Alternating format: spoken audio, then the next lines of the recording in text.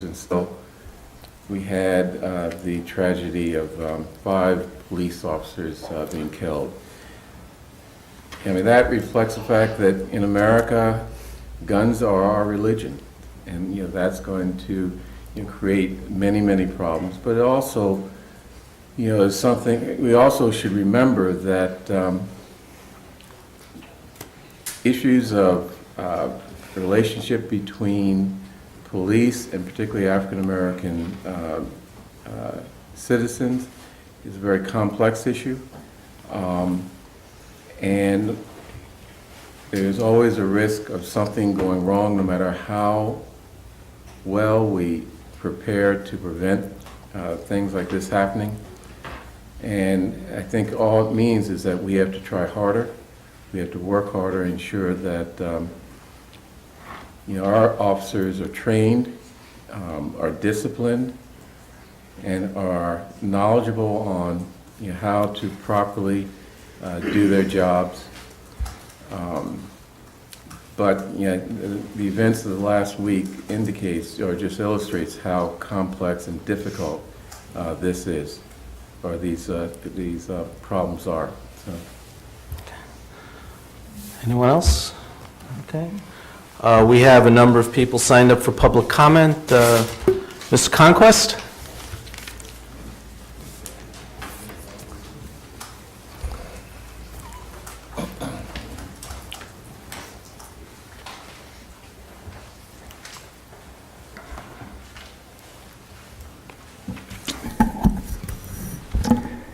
Can you tell me how much time I have? I didn't get... Oh, I'm sorry, 5 minutes. Oh, okay, so mine is, it's much less than that. Thank you very much. Arthur Conquest, 116 Tappan Street. I've heard through the grapevine and also read on the front page article by Jennifer Fisher in the 30th of June 2016 Brookline tab regarding the Board of Selectmen considering the temporary promotion of Brookline firefighter Captain Paul Pender to the rank of Deputy Chief of the department. As fire commissioners, I believe the Board of Selectmen would be sending a profoundly inappropriate message to the Brookline community, especially to individual black people and the black community if the promotion of Paul Pender is passed. I am not questioning Paul Pender's qualification as an exemplary firefighter within the department. His personal interactions with individual Brookline firefighters, be they blacks, Latinos, Asians, or people of color.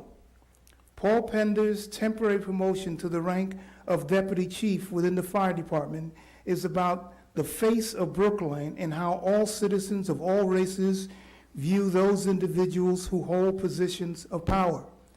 I personally heard the inappropriate language Paul Pender left on Mr. Alston's answering machine, and I was highly offended. I personally don't use that type of language, and I'm constantly impressing upon black people to also not use it. It's demeaning, it's disrespectful, insulting, and self-deprecating. Why the Board of Selectmen promoted Mr. Pender to the rank of captain was a complete mystery and offensive to me, and now there's a plan afoot to add insult to injury. It was and will be wrong to promote Mr. Pender again to an even higher position within the Brookline Fire Department. Members of the Board of Selectmen, some of whom are presently sitting on the dais this evening, rejected my application to serve on the Diversity, Inclusion, and Human Relations Resource Commission because I used the term house servant in an email, quoting the shining icon of the black community, Malcolm X. In everyday terms, what is a house servant but a house servant? The fuse to the racial powder keg that's holding America together during these critical times has been lit. Promoting Paul Pender is sending a clear message that black lives don't matter. Black lives are less than human, and white people can refer to them in the most hateful and disrespectful manner, and that the Board of Selectmen will condone these insulting castigations. Please do not promote Paul Pender to the rank of Deputy Chief of the Brookline Fire Department. I just want to add one more thing, if I can. It's my experience and belief that, and history, that any black person in this community who fights racism, okay, is chastised and criticized and just sort of made to pay the price for fighting for their rights as human beings in America. And when you do that, it's against the Declaration of Independence. That's our right to fight for freedom in this country. And for you to penalize anyone for that right, and I get tired of people telling me that I'm a troublemaker. I'm fighting for my right to exist as a free human being in this country and in this community. Thank you.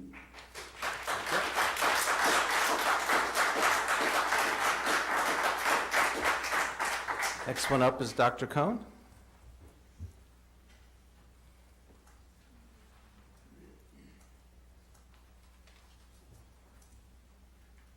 I'm reading online from the Brookline tab. These are the words of Gerald Alston. I am writing to respond to the tab's article regarding the proposed promotion of Captain Paul Pender to Deputy Fire Chief. I am the firefighter who received the racist voicemail from then Lieutenant Pender in 2010. He was promoted to acting captain the same year, a few months after I reported the slur. I am the firefighter who Captain Pender told was stupid to have reported his voicemail up the chain of command after he failed to make amends and take responsibility. I am the firefighter who Captain Pender accused of trying to take his job. And I am the firefighter whose hand Captain Pender refused to shake. But my commentary is not directed to Captain Pender, but to Neil Wyshynski, Nancy Daly, Bernard Green, Ben Franco, and Nancy Heller, the Board of Selectmen and the Fire Commissioners for the town of Brookline, who are again considering Captain Pender's promotion. Before I filed a lawsuit against the town for the treatment I received after reporting Captain Pender, I attempted to meet with the board to seek a resolution, but the board refused to meet with me. I learned recently the board did not have the same problem meeting with Captain Pender. It met with him privately to discuss his request for another promotion a few weeks ago. Since the board will not hear from me privately, I address them in public. I don't know what the members of the board want their legacy to be. I would hope it would be to show residents we are all human beings who deserve dignity and justice. I would hope it would be to show residents the board has the courage to stand up to a long injustice and right a long-standing wrong. My life has been ruined and my family has split because of Brookline's refusal to deal honestly with racism and the reprisals against me for reporting it. My health is deteriorating. Several months ago, the board removed me from the town payroll, and as a result, I can't at some points pay for my insulin. I'm a type 1 diabetic. The board can ignore me, but I'm not going anywhere. I am still a Brookline firefighter. The board and the people of Brookline are going to hear from me and see me. I'm not asking the board to change the world. I'm just asking the board to start fixing this wrong. I have to look my daughter in the face every day and try to explain why I'm going through what I'm going through. Can the members of the board do that for their children? Can they look their children in the eye and tell them they are doing the right thing? Because if they can't, they don't deserve to represent Brookline. The people of Brookline elected the board to make decisions on their behalf. I'm asking the board to do something with that responsibility, to make it worth it. I wouldn't wish the pain I've gone through on my worst enemy. And no matter what has happened, I would not wish it on the members of the board or anyone else. If someone on the board or in a position of authority had stepped up for me a long time ago, I wouldn't be in the position I'm in. There are people in this town who think it's okay to disrespect other human beings. There are people in this town who think it's okay to say what was said to me by Captain Pender, and not only not be punished, but to actually be rewarded. I needed Paul Pender to understand what he did was wrong. And I needed the punishment to be severe enough the next person would think twice before they did something racist. I know what those people are thinking right now. They're thinking, I can say what I want and get promoted. I can say what I want and get a better position. And they know that if anyone bucks the system or if anyone makes or supports a complaint, they're going to get the same treatment I'm getting. My last week in the firehouse was at the end of 2013 when someone wrote "leave" in the grime on the door next to my seat on the fire engine. That message was just a more blatant way of telling me something I have been told in many different ways ever since I refused to accept being treated as a subhuman. Leave.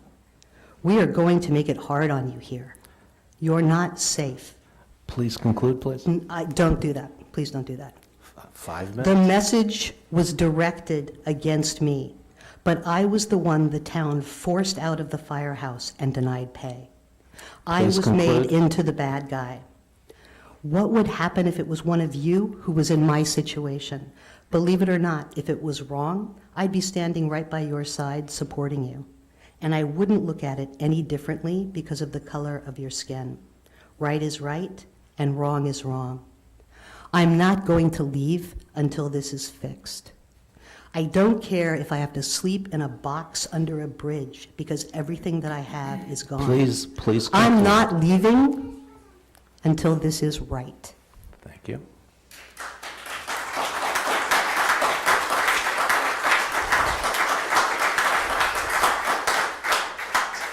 Is Phyllis O'Leary here? Phyllis? Ms. O'Leary?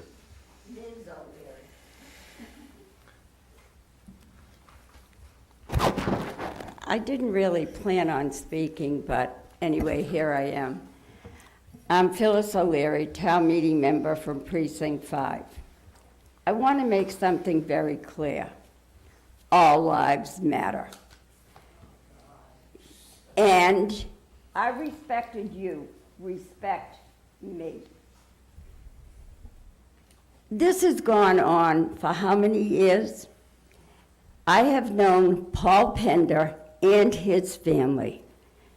He's a decent man. He made a mistake, and he has been crucified. And as far as I am concerned, I think he deserves the promotion.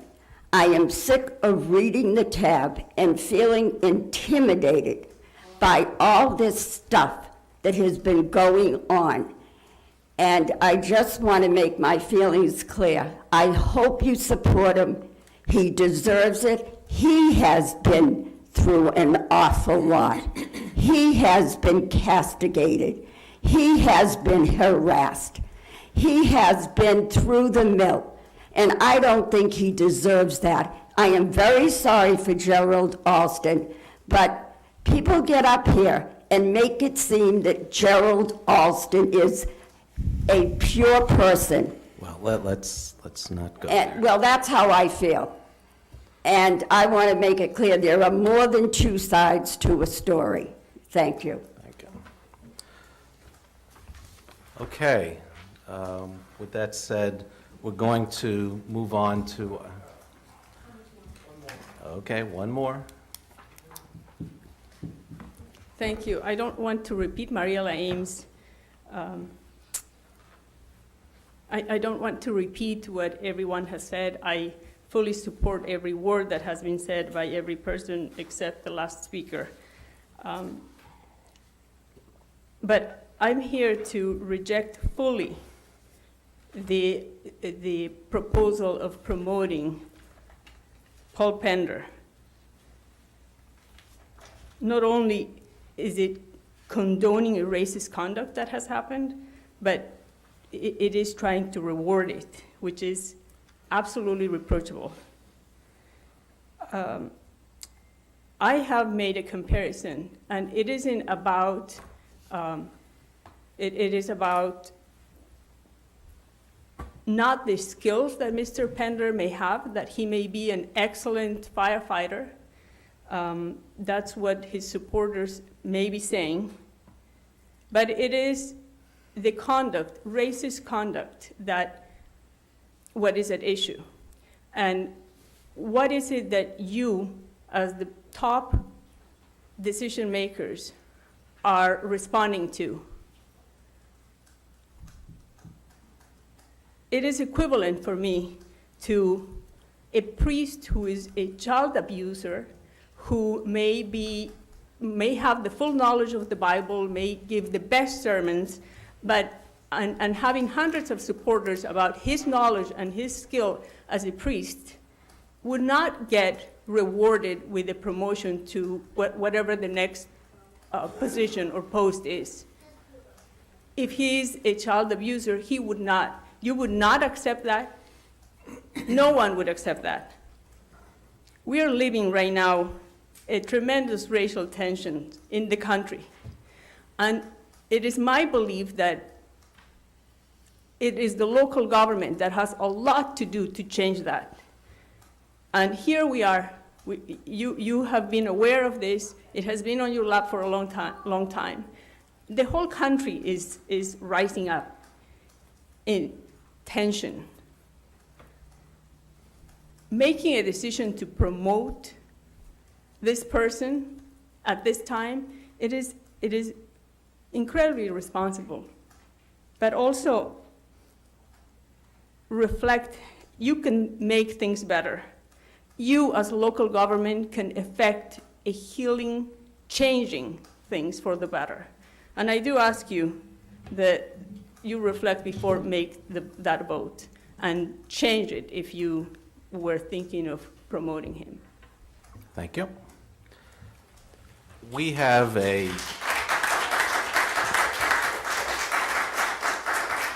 I'm going to proceed through our normal calendar, and we have a full calendar. We have noticed a solar public hearing for 7:30, and I can see that we're running late.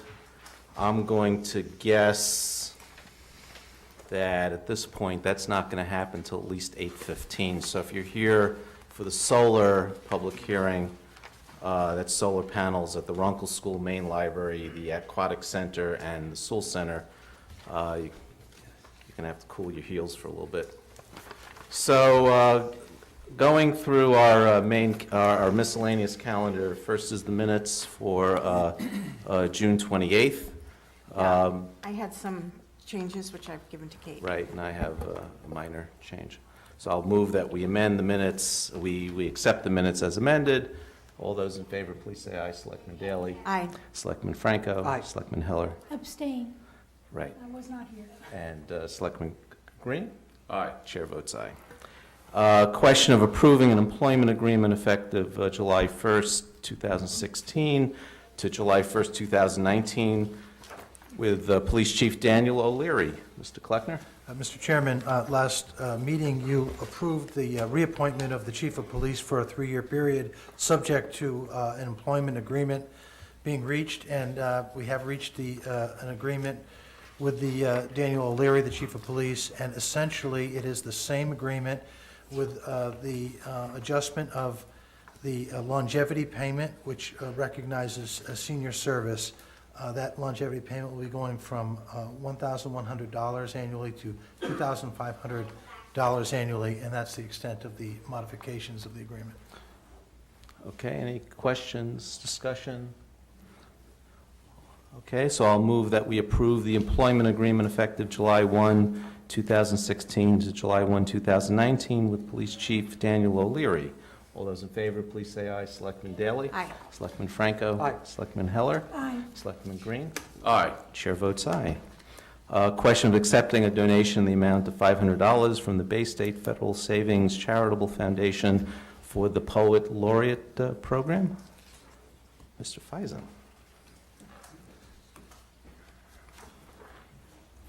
Austin Faison, Assistant Town Administrator.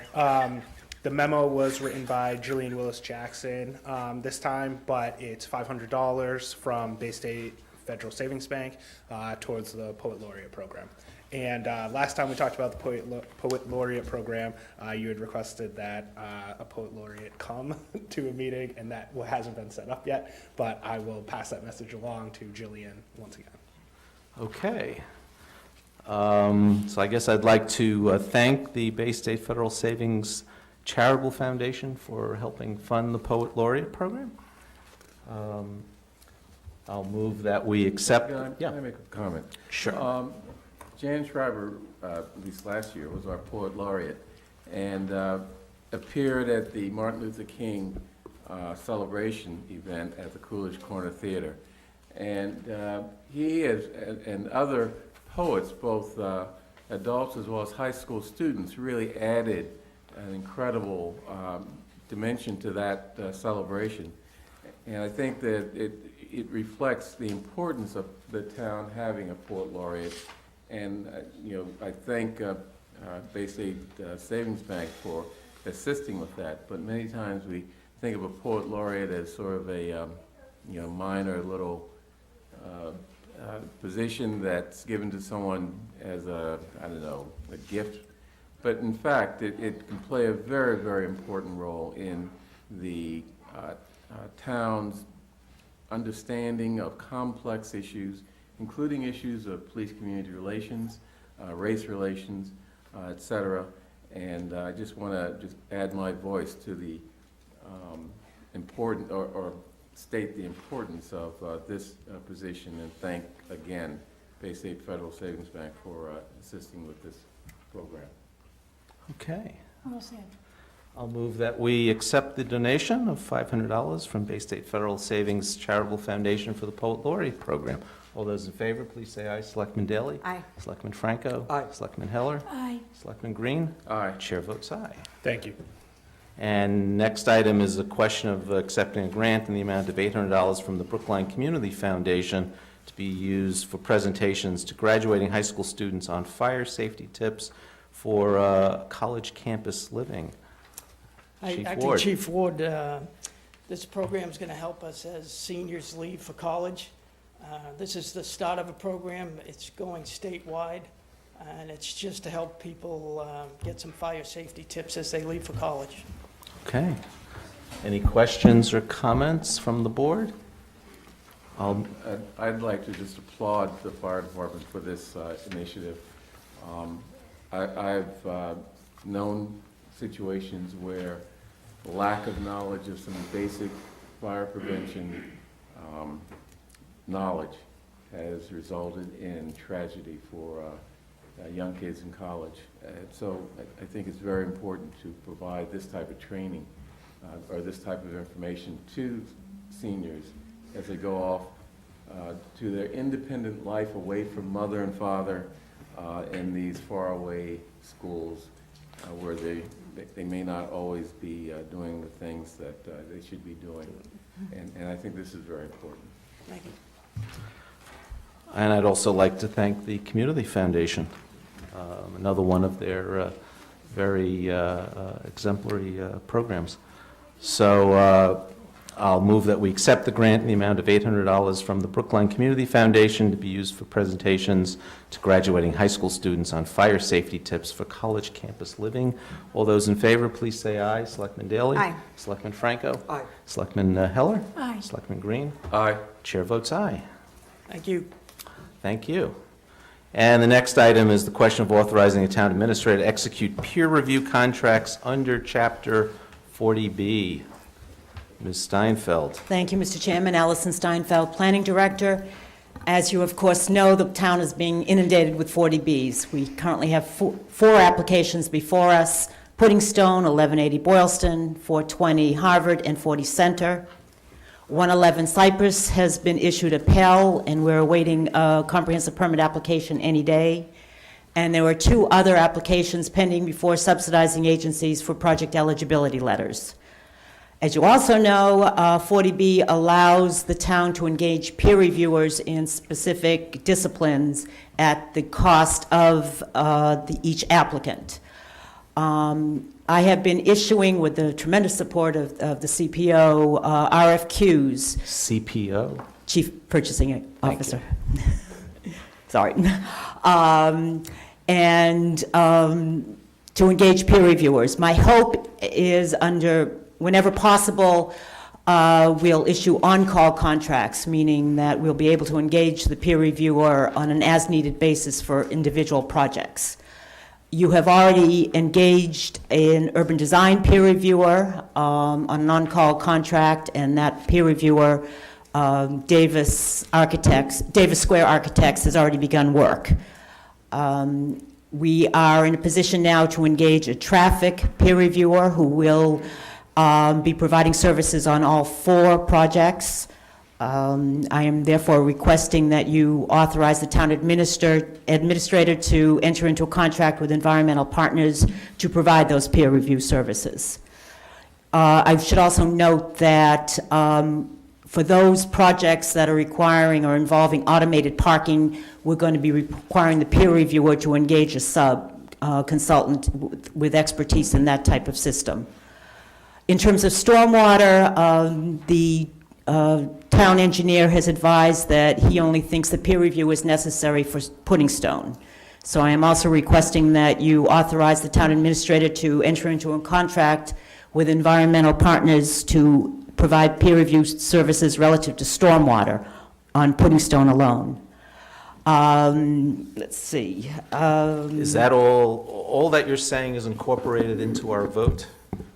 Yes, Okay. I don't know if, I want to just ask Sure. though about the stormwater thing, because a lot of projects in, an area where so much of the town is paved over, you can have stormwater effects from projects, even if they're not on pudding stone. oh, absolutely. And our town engineer is very well equipped to analyze those impacts, and he will do so on the Pudding Stone project as well. But he is seeking outside services for Pudding Stone.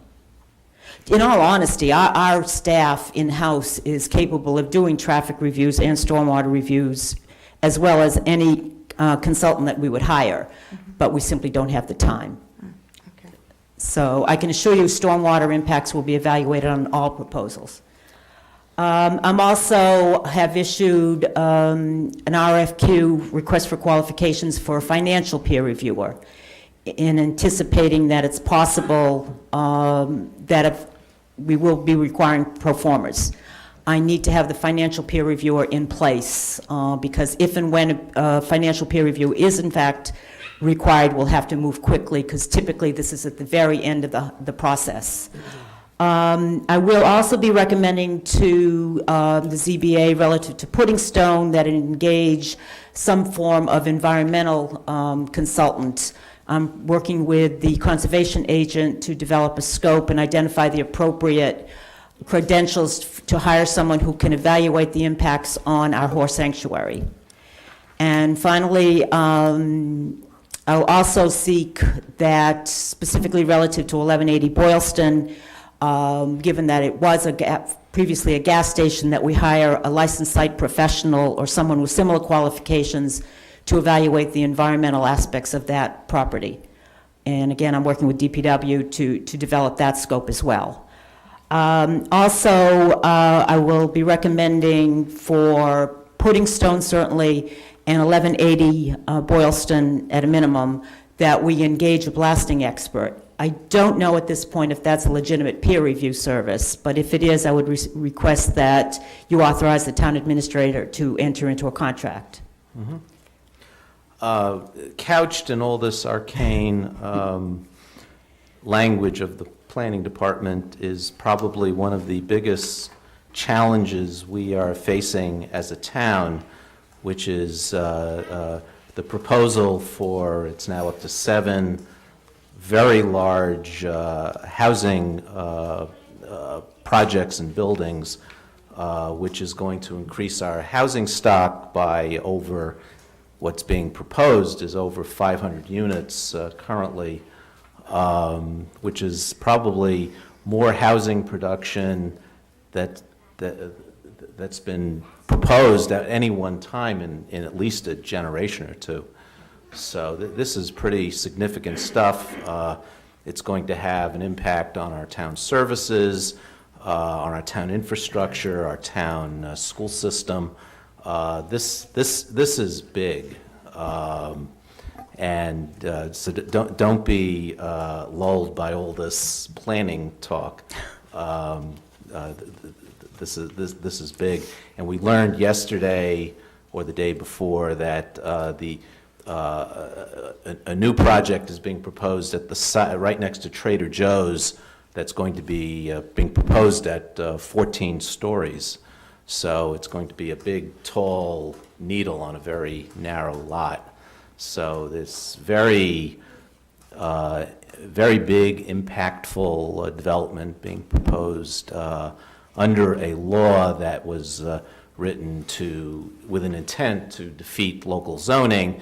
The upside of that is that 20 to 25% of units built under that law must be, in quote, affordable. So it will increase the town's affordable housing stock, but at a very potentially big price.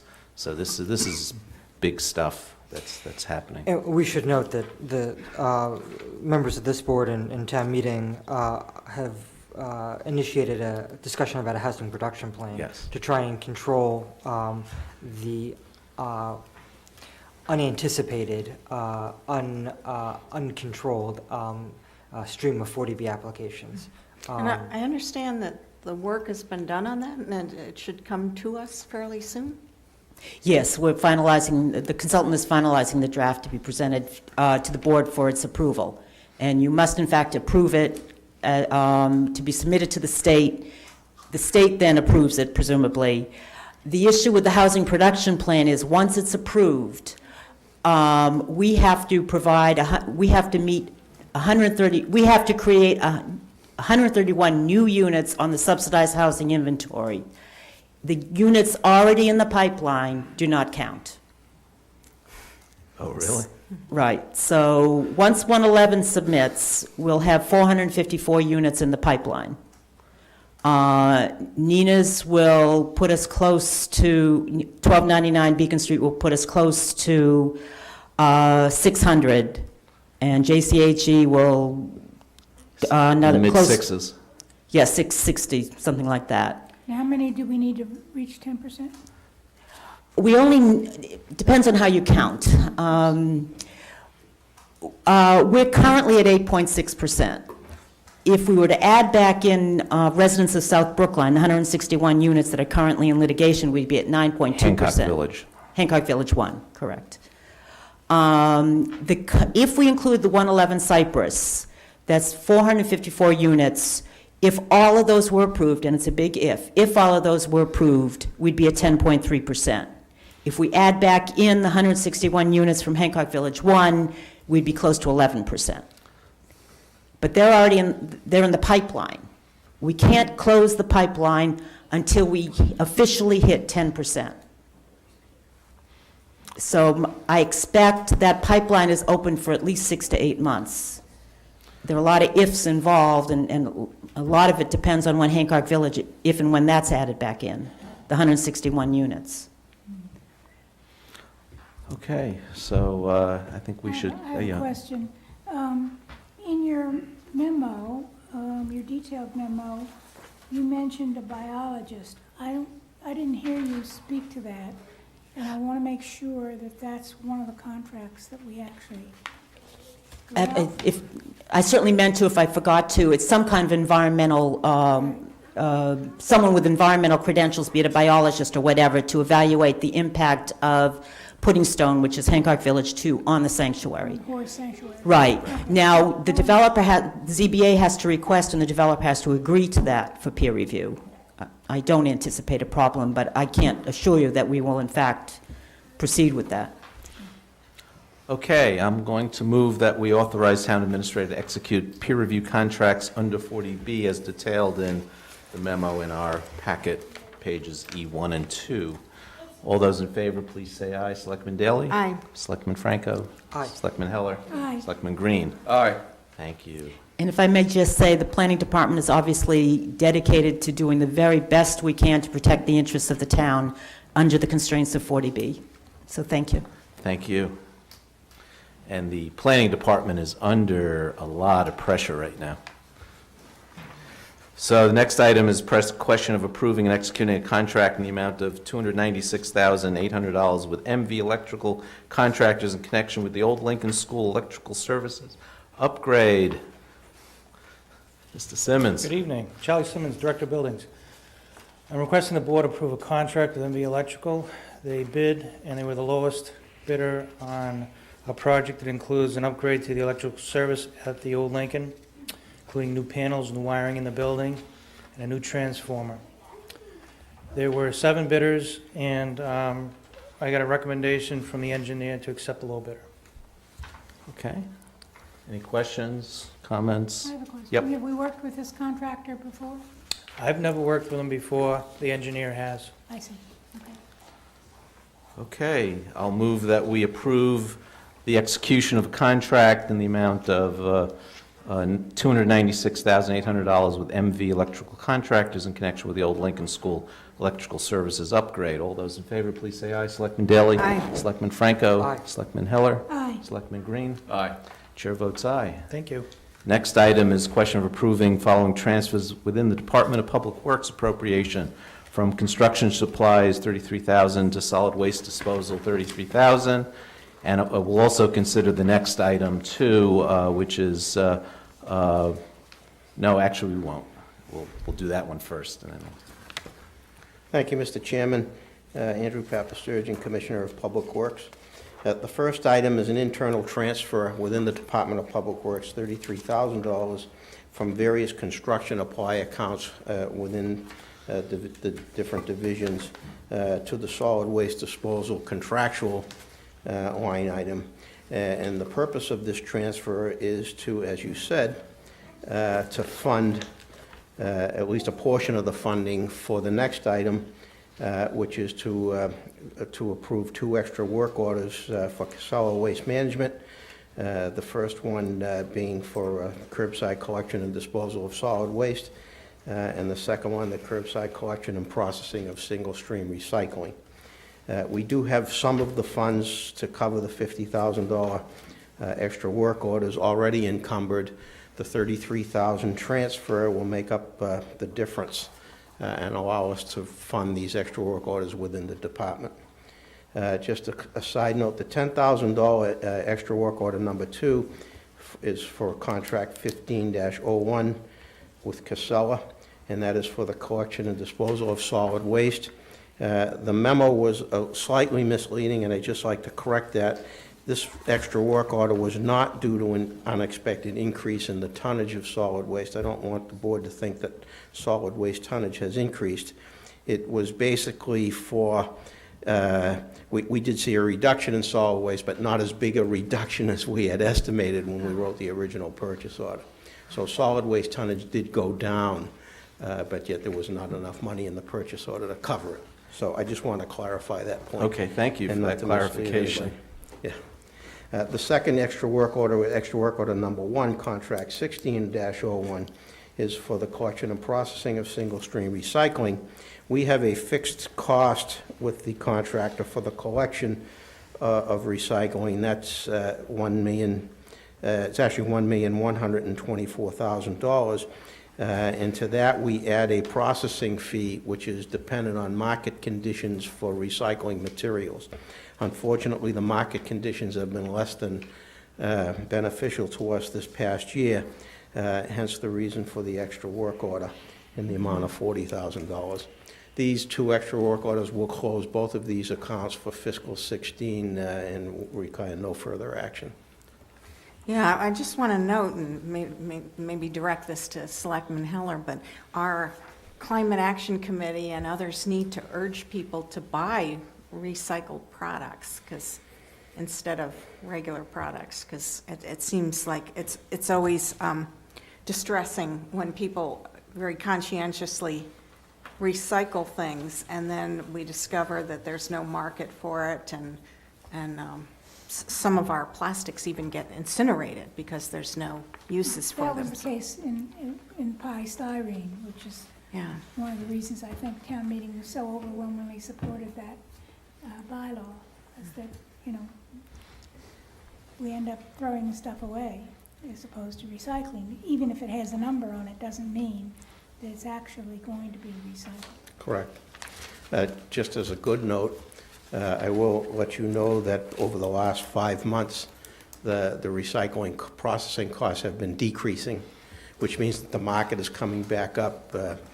So we're hoping that that holds going forward into the next fiscal year.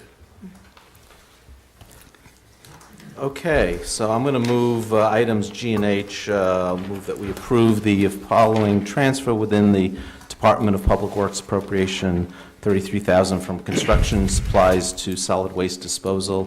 All those in favor, please say aye. Selectman Daley? Aye. Selectman Franco? Aye. Selectman Heller? Aye. Selectman Green? Aye. Chair votes aye. Move that we approve the following extra work orders to be formed by Casella Waste Management of Peabody. Extra work order 2 for $10,000, and extra work order number 1, $40,000. One is for order 2 is for curbside collection disposal of solid waste. Order number 1 is curbside collection and processing of single stream recycling. All those in favor, please say aye. Selectman Daley? Aye. Selectman Franco? Aye. Selectman Heller? Aye. Selectman Green? Aye. Chair votes aye. Thank you. And we have a number of temporary licenses. I will move them in omnibus fashion. They all appear to be in order. I'll move that we grant temporary all kinds alcoholic beverage license to Pine Manor College in connection with the following events to be held at 400 Heath Street. A wedding reception, August 14th, 2016, from 3:30 to 8:30, and September 17th, 2016, from 5 to 11. I'll also move that we grant temporary liquor license to Lars Anderson Auto Museum in connection with the following events to be held at 15 Newton Street.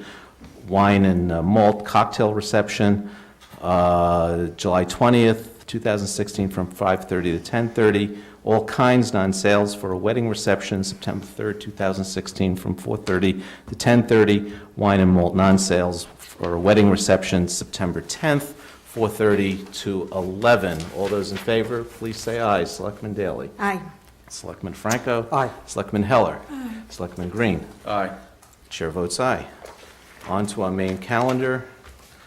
The first item is a declaration regarding a request to release executive session minutes. And the declaration is as follows. Town Council has conducted a review of the meetings of the board in executive session and the minutes of meetings held in executive session on the following dates. These dates are withheld, are continued to be withheld. March 24th, 2015, June 23rd, 2015, December 15th, 2015, December 22nd, 2015, January 12th, 2016, January 19th, 2016, January 26th, 2016. On February 2nd, 2016, the minutes are withheld in part. The minutes pertaining to Town Council's General Laws, Chapter 260A, Section 19 disclosure may be released, remaining minutes withheld. Minutes will also be withheld for February 9th, 2016, February 16th, 2016, March 1st, 2016, March 8th, 2016, March 15th, 2016, March 29th, 2016, April 12th, 2016, May 10th, 2016, May 17th, 2016, May 24th, 2016, and June 21st, 2016. The minutes of meetings held in executive session on the following date may be released subject to conditions. February 23rd, redacted minutes may be released. That concludes that item. Next item is financing and purchasing personnel. Question of approving the filling of a vacancy in the position of buyer in the finance purchasing department. Thank you, David Janakakis, Chief Procurement Officer. I'm here tonight to request the authorization to hire for the buyer position in my office. We're having a resignation later this summer and wanting to get a jump on hiring to replace this position. We're anticipating hopefully a robust search and looking to fill a position that's critical to my operation of, a rather small purchasing office. But if you have any questions on the position or what we're looking to do, please let me know. Questions or comments on filling this position? You will take appropriate actions and work with with Dr. Gelano and our personnel department in trying to attract the most diverse group of applicants, and also plug into your own personal networks? Exactly. As we've done this, we filled this position about 3 years ago, so we're, looking to see what's available in the marketplace and hopefully get a good complement to our team. Okay. Questions or comments from the board? I'll move that we approve the filling of the vacancy in the position of buyer C9 in the Finance Purchasing Department. All those in favor, please say aye. Selectman Daley? Aye. Selectman Franco? Aye. Selectman Heller? Aye. Selectman Green? Aye. Chair votes aye. Thank you. Next item is the question of authorizing the filling of the Community Relations Specialist position in the Diversity, Inclusion, and Community Relations Department. Mr. Faison? Back again. Austin Faison, Assistant Town Administrator. So this position is a new position. It's a new full-time position, and what it is the Assistant Director position was moved and reclassified, and that is Chris Chanya-Sulkic. This new position was created, and it's using the funding from the ADA coordinator position and another part-time position, and it's going to be covered with grant money to make one full-time position. So funding-wise, it is 0.65 charged to the department, and the rest will be grant funded. And it's a new position that Dr. Gelano felt was necessary to cover all of the events and community interactions that the department is partaking in. Is Chris staying? Chris is staying. Chris is being moved up and regraded. It's a new title. But she's still going to work Yes, on some of absolutely. those events and things? So Yeah. Okay. because of her qualifications and what she's brought in the position, things have changed with the nature of her job. So her job has been reclassified and regraded, and then this new position was created as well. Okay. And the funding for that comes from part-time positions. So is this the position Chris is filling, or this is a new position? This is a new position Okay, under gotcha. Chris. Okay. Neil? Oh, go ahead. So I noticed that there are 3 essential functions, and they're pretty diverse, pretty different. And I'm wondering, and I'm worried that we're going to end up sacrificing one area in order to satisfy another.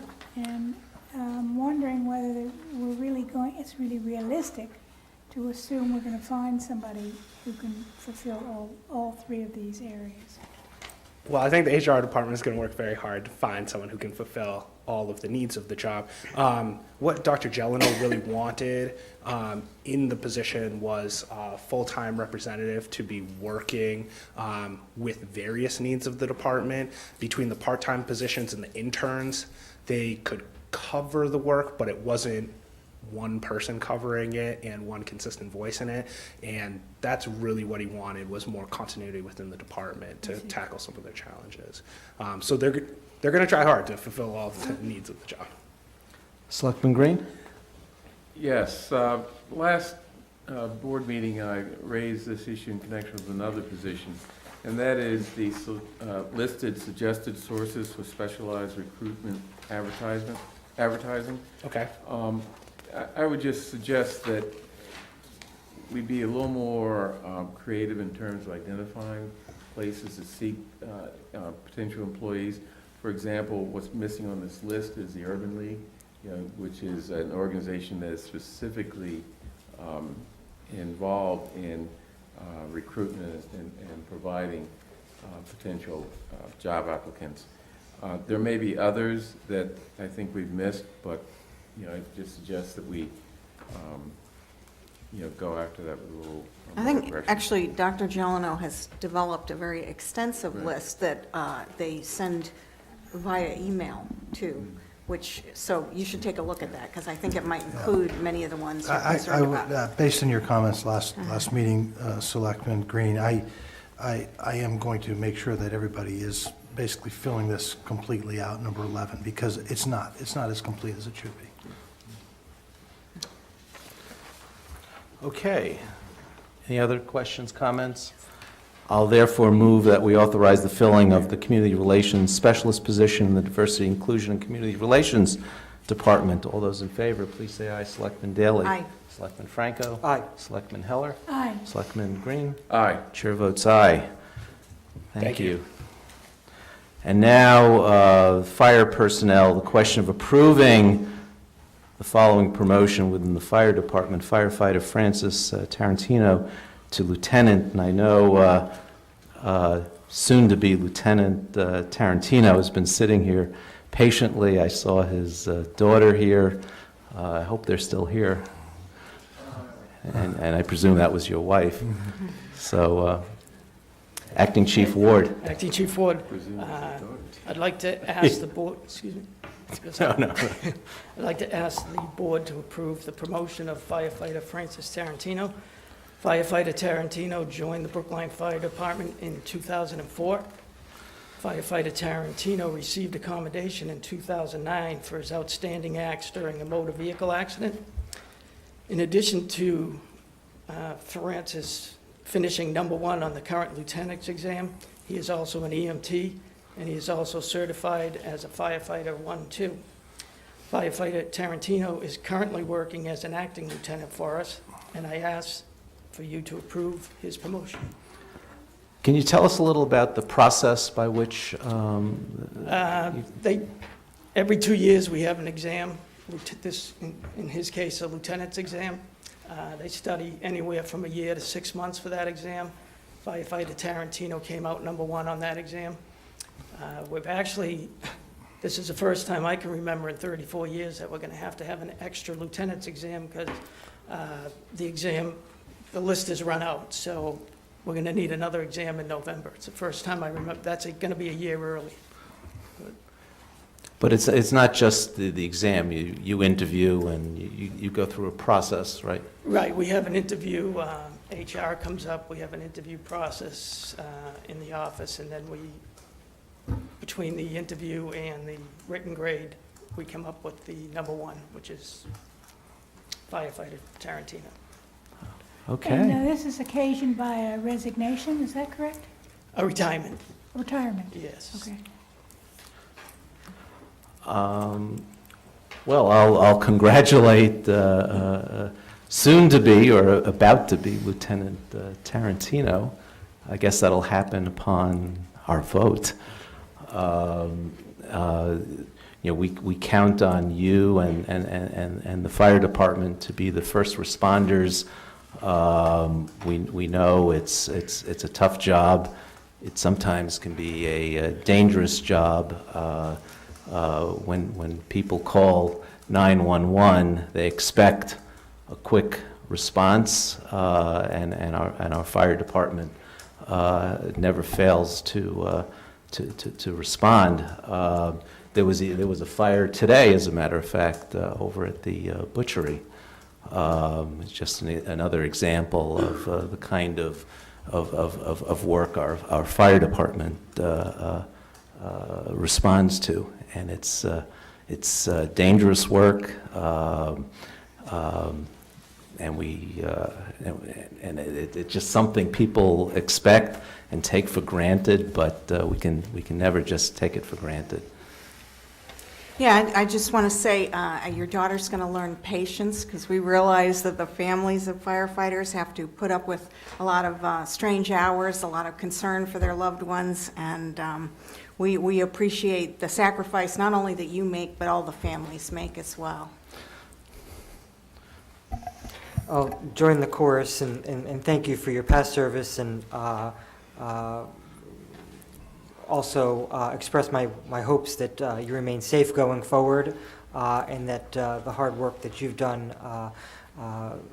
which is borne out in the response time and the containment to the origin of fires, continues going forward. I agree with everything that's been said. The disadvantage of being the junior selectman is you get to go last. But I get ideas from my fellow board members. I guess I would only add to this, firefighters are one of the few organized groups in our society that, are held in high esteem. And one of the reasons is that as we're running out of a building on fire, you're running in. It's sort of similar to the tragic events in Dallas. As the police were telling the demonstrators and others on the street to run away from the shooting, they are running towards it. I commend you for that type of heroism. And congratulations on your specific promotion. Right. Okay, so I'll move that we approve the following promotion within the fire department. Firefighter Francis Tarantino to lieutenant. All those in favor, please say aye. Selectman Daley? Aye. Selectman Franco? Aye. Selectman Heller? Aye. Selectman Green? Aye. And the chair votes aye. Congratulations.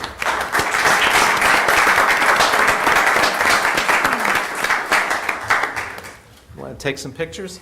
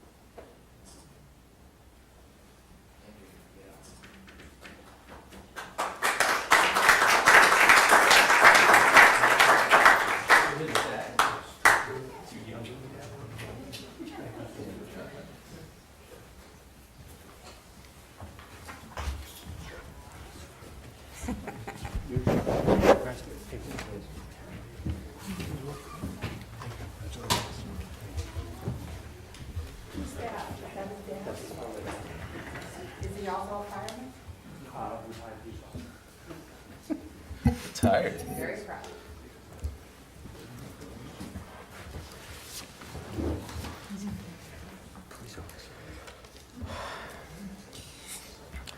The next item is a discussion of the process for making temporary promotions within the fire department.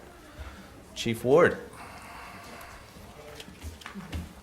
Thank you.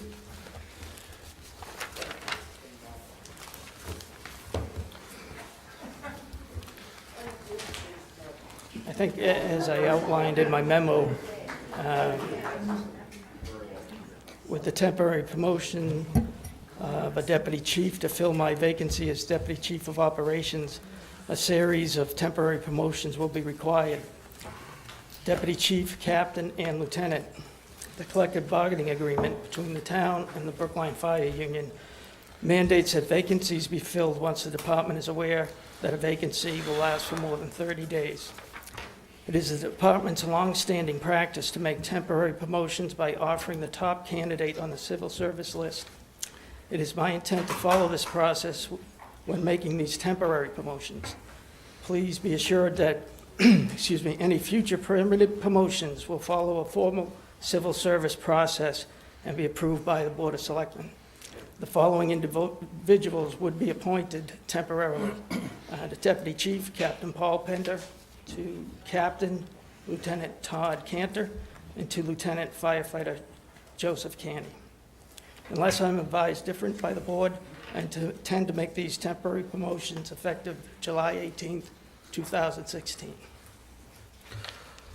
So we're presented with a process that the department has followed in the past where temporary promotions, and what we're dealing with here is a temporary promotion, is done by virtue of taking the top person from the civil service list.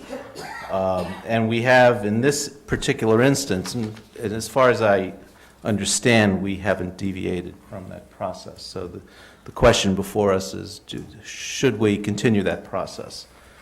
And we have 3 individuals that are affected by the current, I'll call it chain reaction, due to Chief Ford's retirement, and that's the deputy chief, a captain, deputy chief from captain, lieutenant to captain, and firefighter to lieutenant. I'm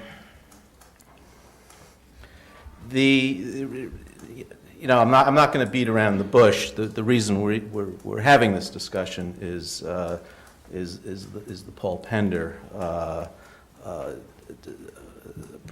proposal for the temporary promotion. So the first thing I'll say is this is a temporary promotion.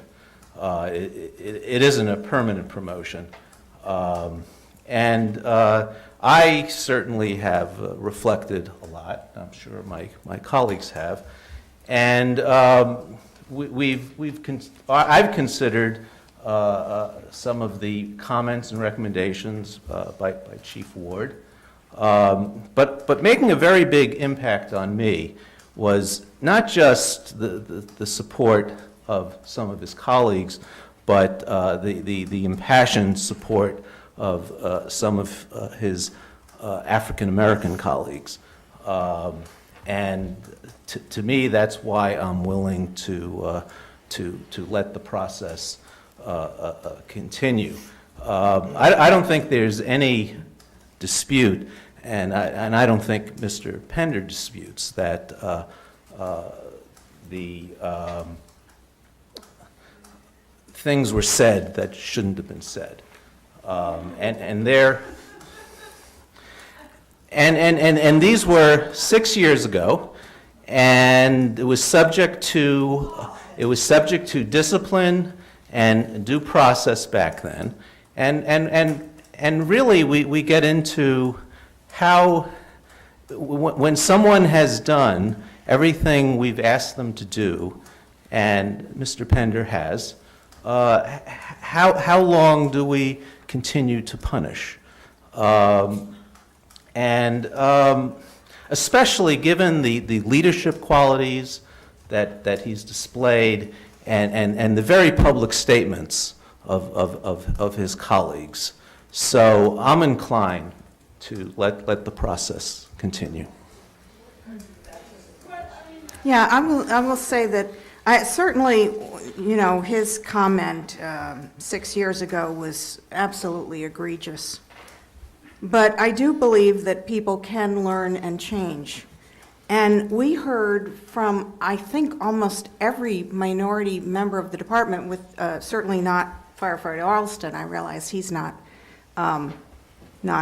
happy about this, but we heard from almost every other minority member of the department, either through that petition that they sent us, or a number of them got up and spoke very eloquently to say that they had not, in practice, found Captain Pender to be a racist. In fact, they had felt that he had gone out of his way to help many minorities that when he was in the training division, that he'd also gone out of his way to reach out to many of the minorities and apologize for the statement that he made. And that, they were all speaking for him, with the exception of firefighter Alston. And so I'm inclined to let the temporary promotion go through. I do believe people can learn, grow, and become a better people. Person. So I want to begin by acknowledging that that this was a tough issue for me, and by that I mean there are going to be good and fair-minded people that end up on either side of the issue, and that are going to come to opposite conclusions. And the fact that reasonable people are going to disagree indicates to me that there's no quote-unquote right answer here, and it illustrates how fraught this conversation about a temporary promotion has become with some other issues. And personally, I found arriving at an answer, to the question of whether to intervene and who receives his temporary promotion to be a frustrating one. And that is because both choices are appealing and unfulfilling to me. And I'll expand on why I feel that way in a moment. What frustrates me most, however, is that this issue has been reduced to simple sound bites. Members of this board are faced with the prospect of either being accused of condoning racism and not caring about town employees, or caving to political pressure. And casting this conversation in such simplified terms does a disservice to this board and ignores the complex constellation of issues that must be considered here. I believe that the much-discussed 2010 incident that occurred in the fire department, and that is at the root of this conversation, was tragic and deeply disturbing. This is an inappropriate time to speak about the details of what happened in 2010, but having said that, I will say that now Captain Pender's actions back in 2010 were in direct conflict with the elected leadership of this town's expectations of our employees, and especially our supervisory employees, and that I personally have no tolerance for discrimination of any type. To state the obvious, I was not a member of this board in 2010 and therefore did not participate in the conversations that took place at that time about how the town responded to the incident that occurred in the fire department. Having said that, and acknowledging that hindsight is 20/20 vision, I would like to think that my participation in those conversations would have yielded a different response. However, any reflection by me about what ifs and if-thens by me are ultimately unproductive. I was not there, and no matter what I think of the town's response and the punishments imposed, that ship has sailed. Rehashing the events of 2010 is not the question before the board this evening. And to go one step further, I think it would be inappropriate to use a temporary promotion in 2016 to right misdeeds or mistakes that were made by a previous Board of Selectmen. This community has made clear over the past 8 months, at least to me, that it is looking to move on, and that for the town must learn from its handling of situations where allegations of racial discrimination have been made. In order for that to happen, Brookline needs to move on and cease debating past rights and wrongs.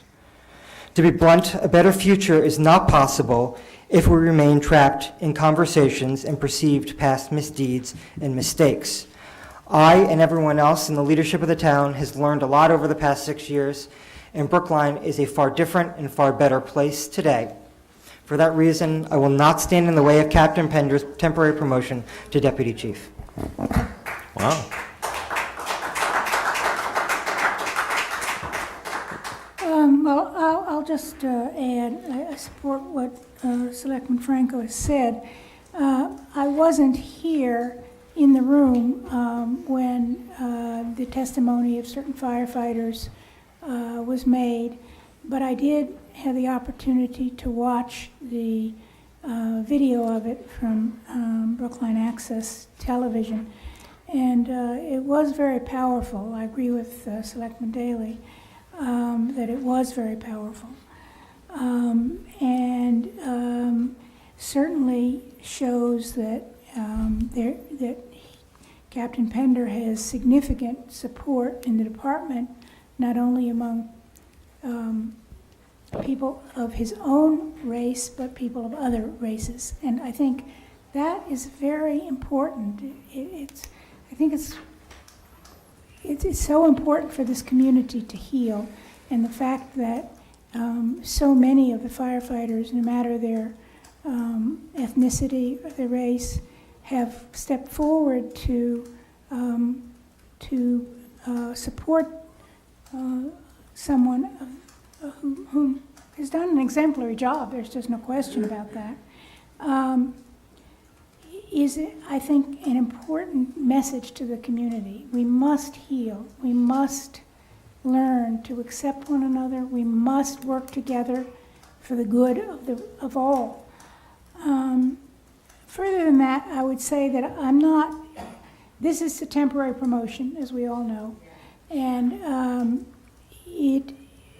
I'm not eager to change the process that we use in these promotions. I don't think that's a wise thing for us to do. We shouldn't be getting involved in every single temporary promotion. So I would agree with Selectman Franco that we should let it go forward, and we will hopefully continue the healing process. And there's been a lot of training, a lot of work in the police department and the fire department in the intervening years, and we must have faith that people are going to be able to work together and not demean one another, not criticize one another in these very egregious and unacceptable terms. You know, the use of the N-word is a very serious matter that causes great pain to most African-American people. It'd be very easy for me as an African-American member of this Board of Selectmen to sort of react to this specific situation sort of emotionally, based on that history and based on that pain. But in my view, that would be inappropriate. The unforgiving view that is not widely prevalent, but does exist in this town, the harsh view that we're going to have zero tolerance for any deviation from the norm and what is right, I believe is inappropriate. I believe that the use of this racist slur 6 years ago to permanently preclude Paul Pender from promotion is not appropriate. As other members have indicated with respect to themselves, I was not on the board when Paul Pender was promoted, 6 years ago, which gives me an advantage that those board members did not have. I can look back over 6 years and see what Paul Pender has done to clear his name, to make up for what I believe he recognizes is or was a very, very serious mistake, very harmful and hurtful mistake that caused him great grief, but more importantly, caused great grief to his fellow firefighters. The chief presented his reasons for making this temporary promotion of Paul Pender to the Board of Selectmen, to this board in June. And he stated that, in his judgment, Pender should be given this temporary promotion despite the 2010 racist slur, for among other reasons, and this is what we can look back over 6 years and see, that the slur, I can't pronounce that word, the slur appears to have been an isolated event that was not in character with his normal comportment. Penders complied with the town's requirements under an agreement that the town made with him in order to rectify the harm done by this racist slur. He took apologetic actions immediately after the incident, approaching other firefighters, black firefighters, and Please, no and others, interruption. in order to seek their forgiveness and to indicate to them his remorse for his behavior. His conduct and contributions to the department in subsequent years we also have to look at in terms of determining whether that racist slur in 2010 was a pattern or was an isolated event representing a major mistake that he has to rectify. And finally, I think the chief, in his presentation or discussion with this board, based his decision on the high regard in which Paul Pender is held by his fellow firefighters, including African-American firefighters. And I think I have to defer both to Chief Ward and also to those African-American firefighters who worked with Paul Pender directly in terms of whether I believe that Paul Pender, after having made this grievous mistake in 2010, has come around and has improved himself and become worthy of being forgiven and allowed to continue operating as a firefighter as if or after correcting the error they made in 2010. So I agree with my fellow selectmen that this is not a matter that the board needs to become involved with. The chief has decision-making authority to make this temporary promotion, and I defer to the chief who has the facts and has the judgment to do that. So. Okay, does anyone wish to make a motion to deviate from the past practice of temporary promotions?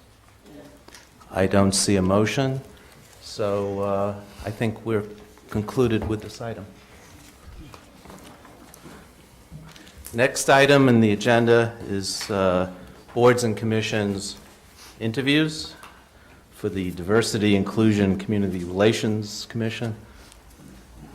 Mr. Cawthon, welcome. Sorry to keep you so long. Hello. So tell us about your activities and interest in this commission and where you see the commission going and how you see what the commission has accomplished during the year. I think I'm a little confused at the request.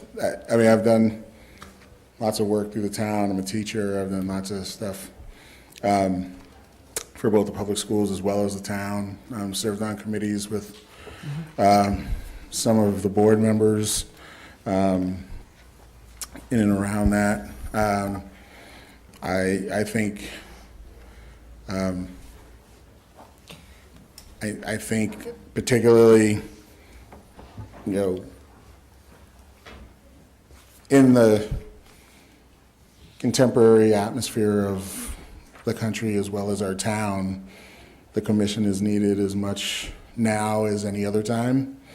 And I would like to be a part of that work. Yeah, well, I'll speak up and praise your work on the commission. Malcolm has been a very valuable member of the commission in terms of what I consider very important. And by the way, I'm the board designee to the commission. In that, the commission will be having a discussion, and suddenly Malcolm will say, "I have something to say," or something like that.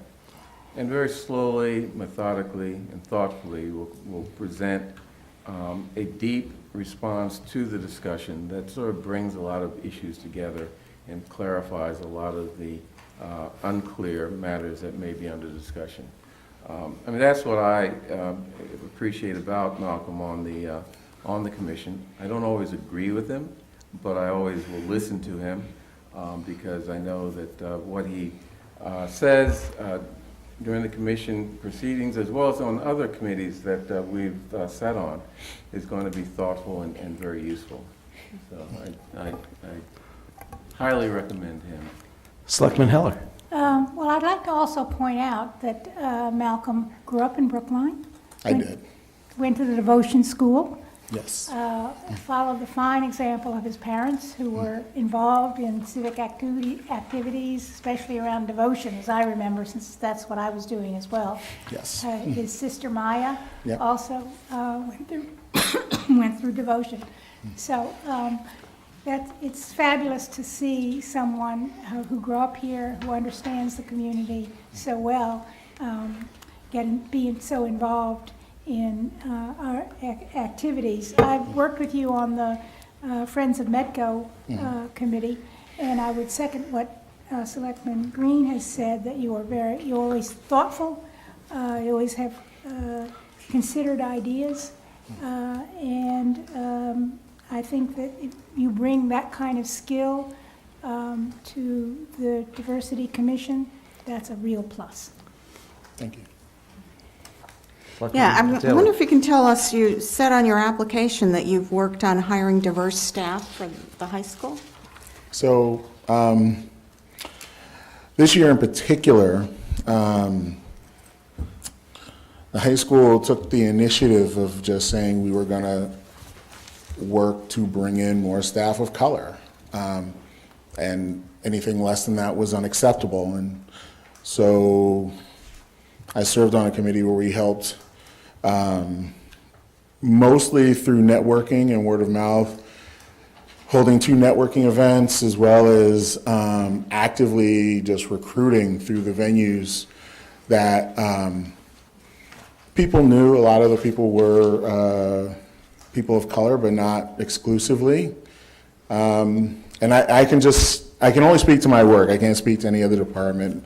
The history department is hiring 2 African-American males for this upcoming year. We offered a position to an Indian woman, Asian Indian. Unfortunately, she turned that down because it wasn't a full-time job, and she got offered a full-time job somewhere else. But we have seen immediate response by essentially not sitting on our hands and going out and actively seeking quality candidates to be in our school system. And I know, the Human Resources Department noticed it. The elementary schools had an event at the end of the spring, sort of piggybacking off of that. And so, while, it's the immediate things are great. There's still a lot. Right now I am the only African-American male who teaches an academic course at Brookline High School, and that's not acceptable. Wow. It'll change for 16, 17, at least in the history department, but that's not acceptable. And as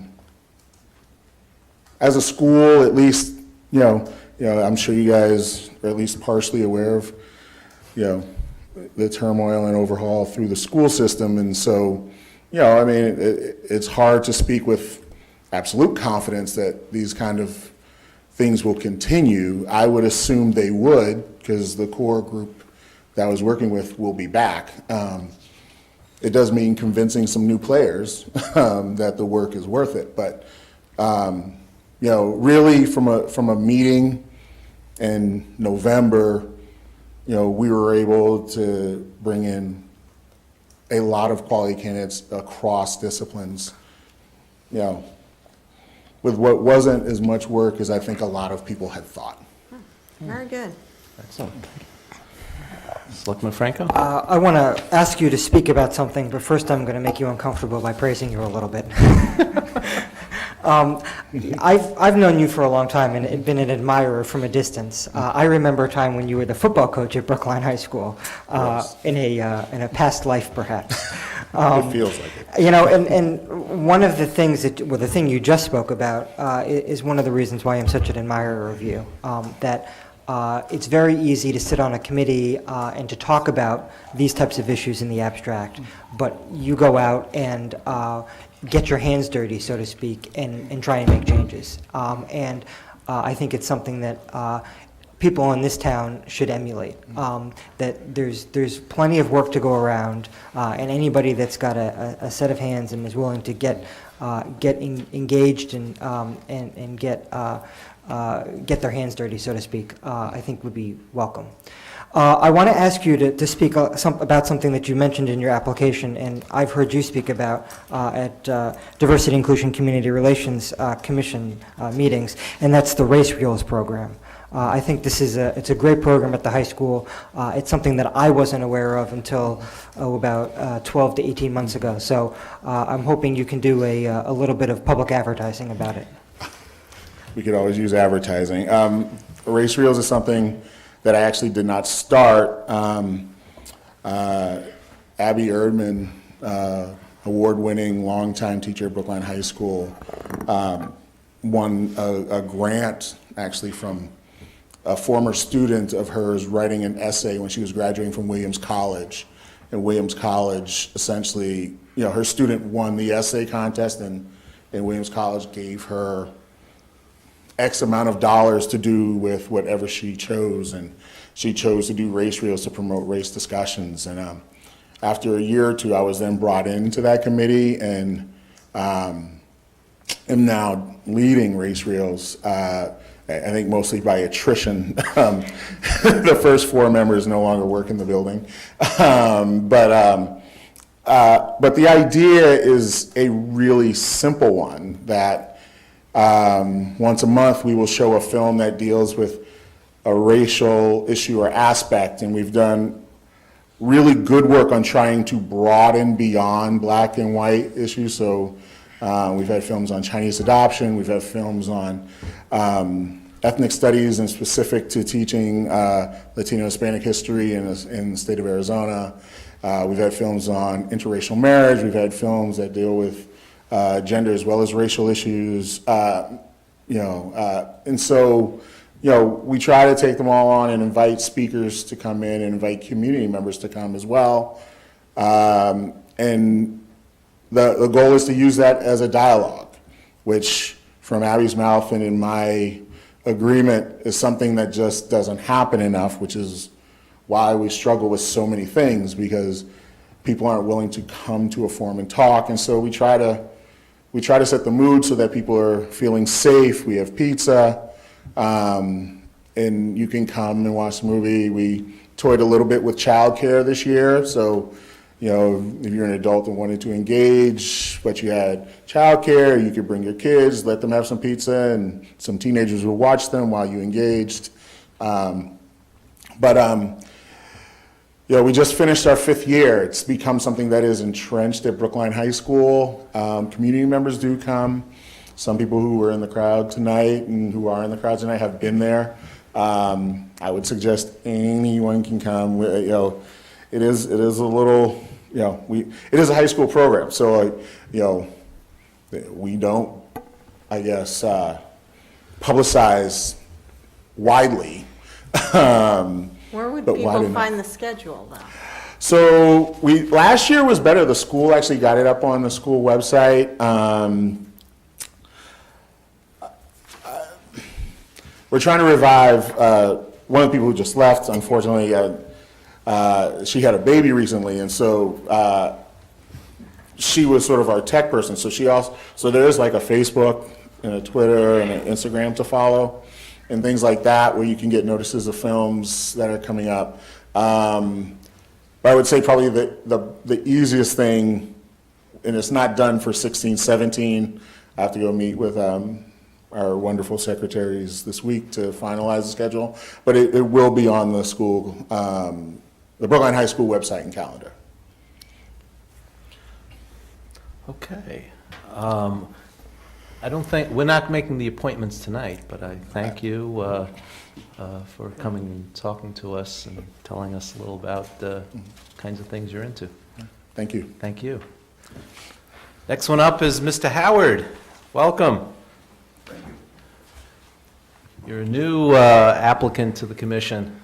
Tell us about yourself and your interest in the work of the commission.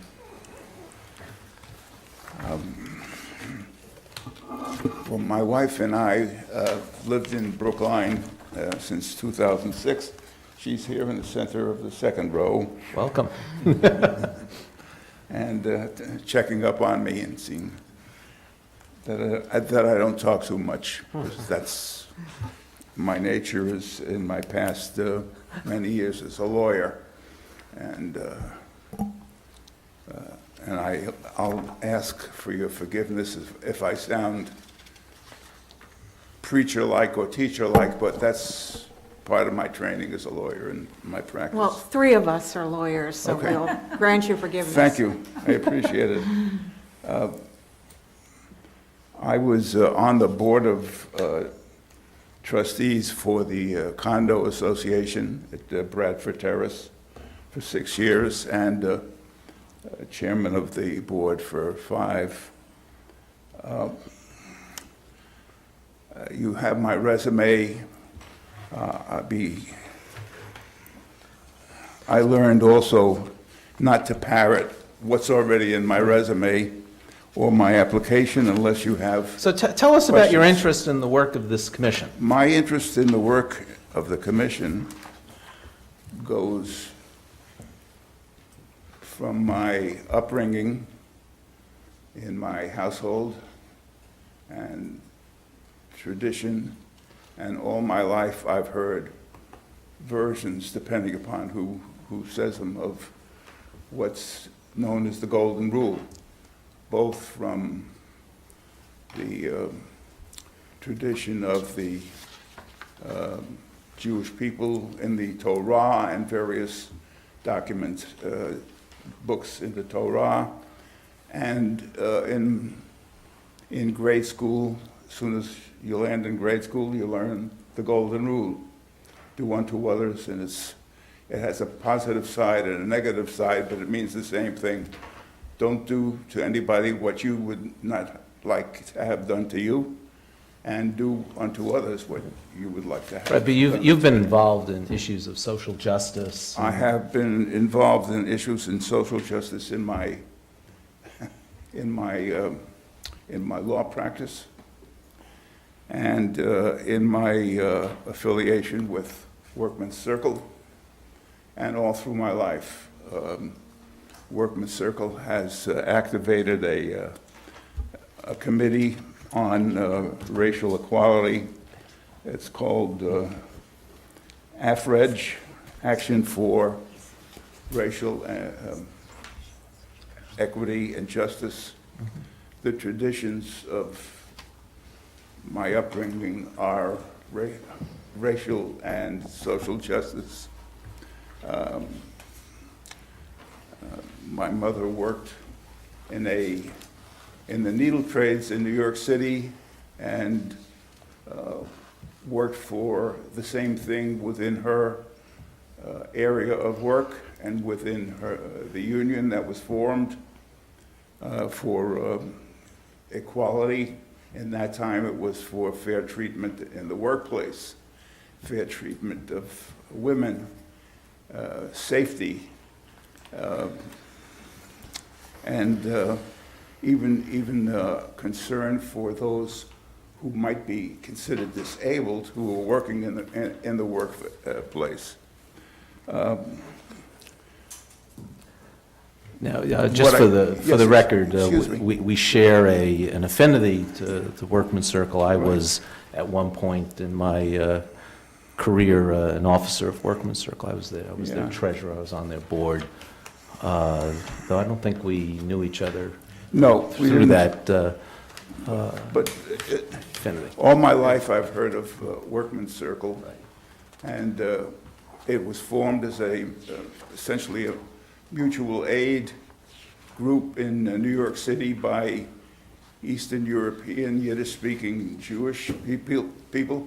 It's a secular organization, non-religious, but it's based on thousands of years of tradition in the...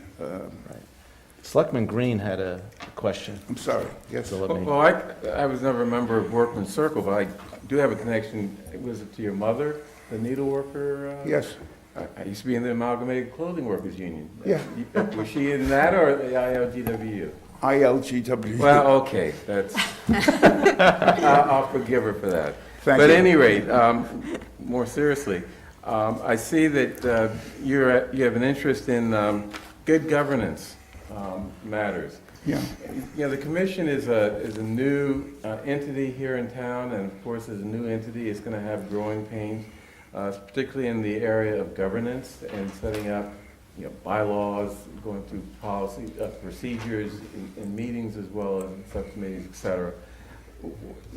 From your background, what thoughts do you have, and what type of contributions would you think you could make in terms of helping the commission become more focused, more organized, and more effective in its work? Any thoughts? Thanks. That's good. That's a good question. And governance has lots of facets to it, and one of them is follow-up. And I've read the articles in the town bylaws governing the commission, its goals, its duties, and so forth and so on, who are protected persons, what they're supposed to do. It goes on for many, many pages. Well, And- I'm thrilled. Bernard and I were on the committee that wrote the bylaw, so we and we someone didn't read we it? didn't think anybody read it. Yeah. Okay, well, I have. And the goal of governance is not to just put things on paper, but to see that or categorize goals, consolidate the various things that you want to do, and make sure that they're carried out, and then follow up on those things that you set forth. And there are lots of tasks that the commission is required, we'll call those things that we have down on paper. Lots of things that are required and set forth, but the follow-up and the organization of that is very, very important. And that's where a lot of organizations, I haven't been in the commission, and I haven't sat in the commission meetings, but that's where typically organizations fall down and governments fall down. So we're, and I'm also speaking to things that I've seen and heard vis-a-vis the town, and whether it's 100% true or not, is that the town says, we're going to do this, that, and the other thing, and so forth and so on, and somehow it doesn't get registered, and it doesn't get followed through. These are complaints that I've heard for the last 10 years. So that's, whether it's true or not, I'm not in the position to tell And not being a member of the commission, I don't know, but your question was about governance. And I appreciate your answer. You know, the follow-up aspect is critical. Yeah, we need to move on. So we're not going to be making the appointments tonight, but we appreciate your taking the time. I know it's running late, and I apologize to everybody that the meeting is running long, much longer than we expected. So thank you very much. I want to acknowledge my, support that was given to me by a member of my committee in Workman's Circle, also Frank Carroll. Sure. And David Lescoyer. Sure. Who were here. Okay. And I'd be glad to answer any other questions. Okay. So thank you very much. Thank you.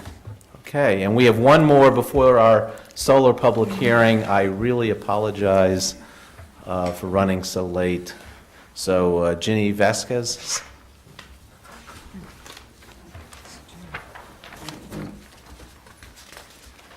Hello. Hi. Hi. So tell us about the commission and your interest in it and why you want to continue. Well, my first stint on this commission was actually my first ever on any, including the Women's Commission, which I'm also part of. I feel like I've learned a lot throughout this process. Brand new, never done something like this before, never became this type of member of the community that I live in. So I'm honored to do so, especially given the history of the commission. I know that, you know, actually, forget that. So given the history of the commission, I just, and in light of tonight's events also, I just feel like more work is gonna come of this, and I have more to learn. Maybe other changes to affect or not, and just to see the process. Yeah. I remember when you first applied, Ginny, you were interested in reaching out to high school students. And have you been able to work with Malcolm or anyone else to do work on that? I haven't worked with him directly. I do normally attend the race rails when there's babysitting provided. And I'm actually a parent council member of the Steps to Success Board. So whatever work we can get done through that is the extent of what I do. Yeah, great. Yeah.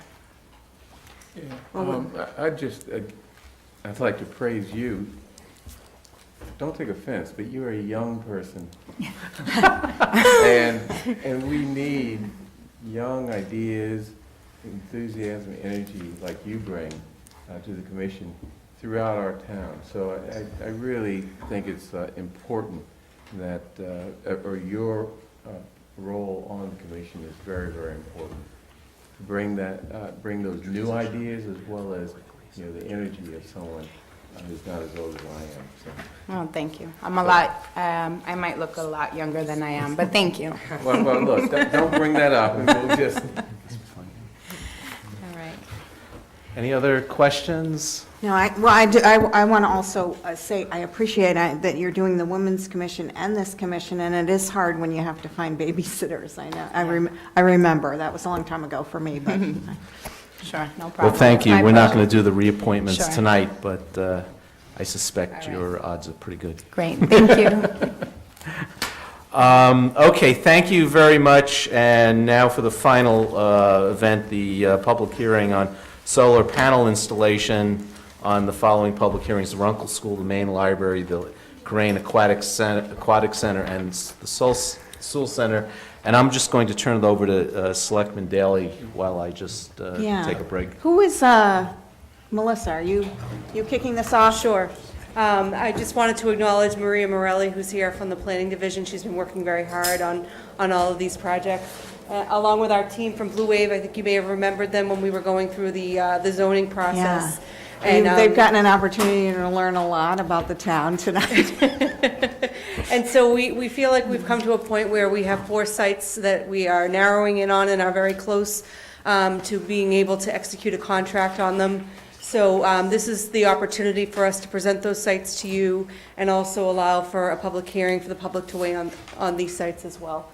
Okay. So Sandra Brown is part of the Blue Wave team, and she just needs a minute to get set up. Okay. for that. I'd like just to set a Sure. little bit of the stage, because our Climate Action Committee held a public hearing on just the Runkle School project in early June, and Sandra Kim presented. And we had a number of questions, and it was clear that in addition to which the attendance at that meeting was not what we would have liked, and the notices were not, we didn't feel that they were as good as they could have been. So when we considered the situation, we realized it was probably better to have all of the projects presented at the same time with a public hearing. And this time, many notices to abutters were sent out. I think it was several hundred. And we also have much better photographs and description of where these panels are going to be and what it's going to look like.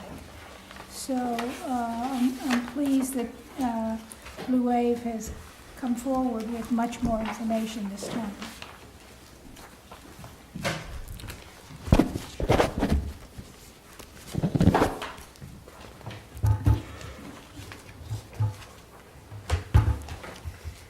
Mr. Faison is setting up. I'm just taking the opportunity to say your name correctly. I appreciate it. One of these years. You've said it right a few times. Don't worry. Well, that's faint praise. Is that this one that, oh, okay. And in color, in color. Okay, thank you.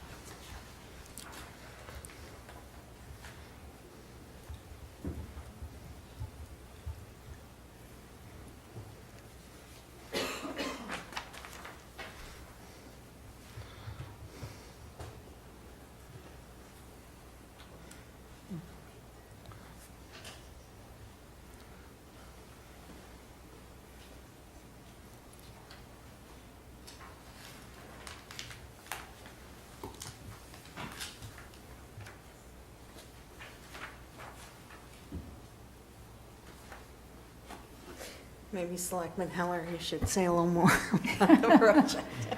Well, We need to do a dance. I will say that there's much more information here, and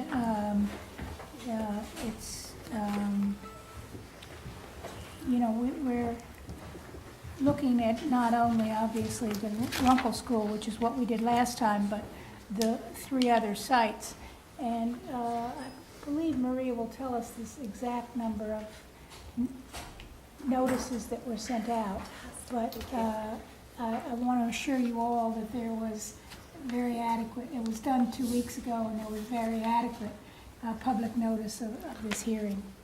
Right, and I also notified the town meeting members list. Yes, so we, Chairman, the Selectman Heller, we sent out notification to abutters at each site within 300 feet of each site, and that amounted to about 400 notices that we mailed out 2 weeks ago.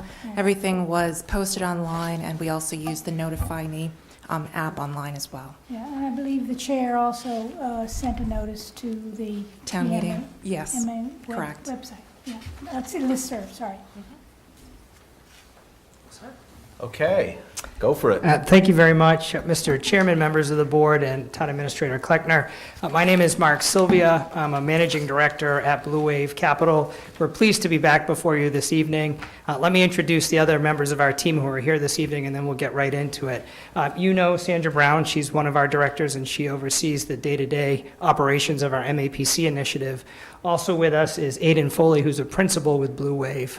He has extensive background in doing solar projects. So we're the team here this evening to answer any questions that you may have. And given the hour, I will be brief in my remarks, and we'll jump right into the actual sites, because that's really what... And I apologize for running late. Mr. Chairman, I can tell you, and Town Administrator Kleckner will also agree, having been a town manager myself, I can completely appreciate this, and I understand, so no apologies necessary. What I really just wanted to do is to highlight for you what we intend to go over this evening, and then just update you on the overall initiative. So we want to talk about the overall MAPC initiative and how Brookline fits into that. And then Sandra will go very directly into the actual projects that Selectwoman Heller was talking about, which were projects that we are focused on for the town of Brookline. So in the larger sense, where we are with the MAPC initiative, and there are some updates from the last time we met when you approved the letter of intent that I just wanted to bring to your attention. The good news for us is we have a number of projects in a number of MAPC communities that we're moving forward with in quarters 3 and 4 of this year, which is exciting because those projects are in a stage where they can move forward, and because of our focus on the SREC 2 transition, we want to make sure those projects get built by January of 2017. We continue to work with the municipalities in the initiative on evaluating sites and identifying opportunities from a solar perspective, and we will continue to do that as we manage the initiative. But what's very important is we have partners that we've put together that are going to help us as we implement these projects in the various municipalities. We have signed a letter of intent with SunPower, which is a big vertically integrated solar company which manufactures, installs, and finances solar projects throughout the United States. Working with them and another financer, IGS Solar. IGS Solar will be the financer for the Brookline projects and our other Tier A projects, which are ones that will be built in 2016. And we're also working with Blue Selenium, which is a Woburn-based solar installer, which is an affiliate of SunPower. They're one of 21 master affiliates of SunPower who will be doing the engineering, the construction, and the procurement for these projects, which we're very excited to be able to share that information to you. That means that we're going to be able to hit the ground running as we work through these projects with you. To give you a sense of the timeline for the Brookline projects and for the others in the portfolio for 2016, we intend to finalize all project design by quarter 3 of 2016, finalize agreements with the various municipalities in Q3, break ground on initial projects in either Q3 or Q4 of 2016, and then, as I mentioned, to meet the mechanical completion requirement of the SREC 2 transition by quarter 3 or quarter 4 of 2016. So that's the overview. We're also working on finalizing PPA and net metering credit purchase agreements, which are the form documents that we'll execute with the communities. So those are all of the things that we're focused on now. But as I said, I'll keep my remarks brief, and I'll turn it over to Sandra now, who will get very specific about the 4 projects in Brookline. Sandra? Thank you. So to bring you all up to date with regards to the projects that we've been considering in Brookline, we did an initial review of all of the rooftops for solar access, availability, and appropriateness as an earlier stage to this procurement. And we identified 4 rooftops that we can push ahead with in the very immediate future. Those include the Runkle School, the Soul Recreation Center's gym, as well as the pool that is located on Tappan Street and the main library here on Washington Street. To date, we've executed a letter of intent with the Board of Selectmen, as well as worked through with our updated partners, SunPower and IGS Solar, net metering credit purchase agreement rates, as well as the surrounding terms and solar generation that we could anticipate from these systems. We're also working on the interconnection applications to enable us to interconnect the systems to the grid. In general, where we are in the process is we have very strong conceptual systems for each of the 4 sites. And what we're looking to do is push forward to that final stage of finalizing engineering, seeing what is truly viable, ensuring that the buildings are structurally sufficient to push forward with the projects, and really diving into construction later this year so that we can meet that SREC 2 and net metering credit deadline to ensure that the systems qualify under the current incentive structures. So to date, what we've been able to do with SunPower is take a look at the existing systems that we had proposed earlier and update them to be specific to SunPower's materials and capabilities. SunPower brings a much higher quality panel to projects. They generally are about 20% more efficient than your average solar PV panel.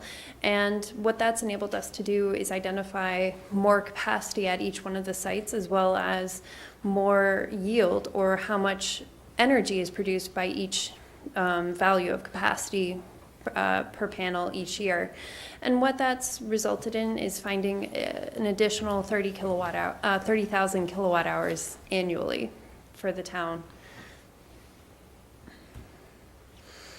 We've also been able to work with SunPower and IGS Solar and Blue Selenium, which will be acting as our engineering, procurement, and construction contractor for the projects. We've been able to work with them through initial round of net metering credit purchase agreement rates. And effectively, these are the rates that the town would pay for net metering credits that would then be allocated over to your existing energy accounts. And if you have any questions, please feel free to interrupt me. Right now, we're anticipating that annual savings will, for these smaller rooftops, there are larger ones that are on the horizon, and I'll get into those in a few moments, will be around $10,000 to $11,000 per year, and up to $378,000 over the 20-year term of the agreements.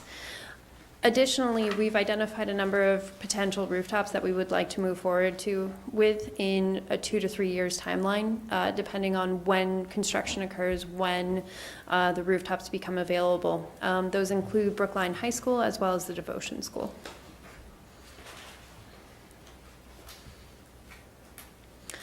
So just to give you a sense of the environmental benefits, because I know that this has been an ongoing question from the town.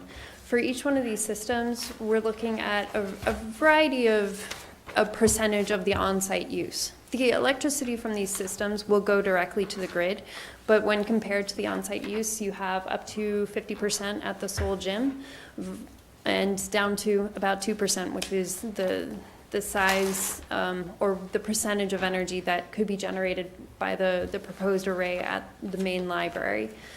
Additionally, we're looking at around mitigating 200 metric tons of GHG, or CO2, and that is equivalent to removing 42 or so passenger cars from operation in a given year.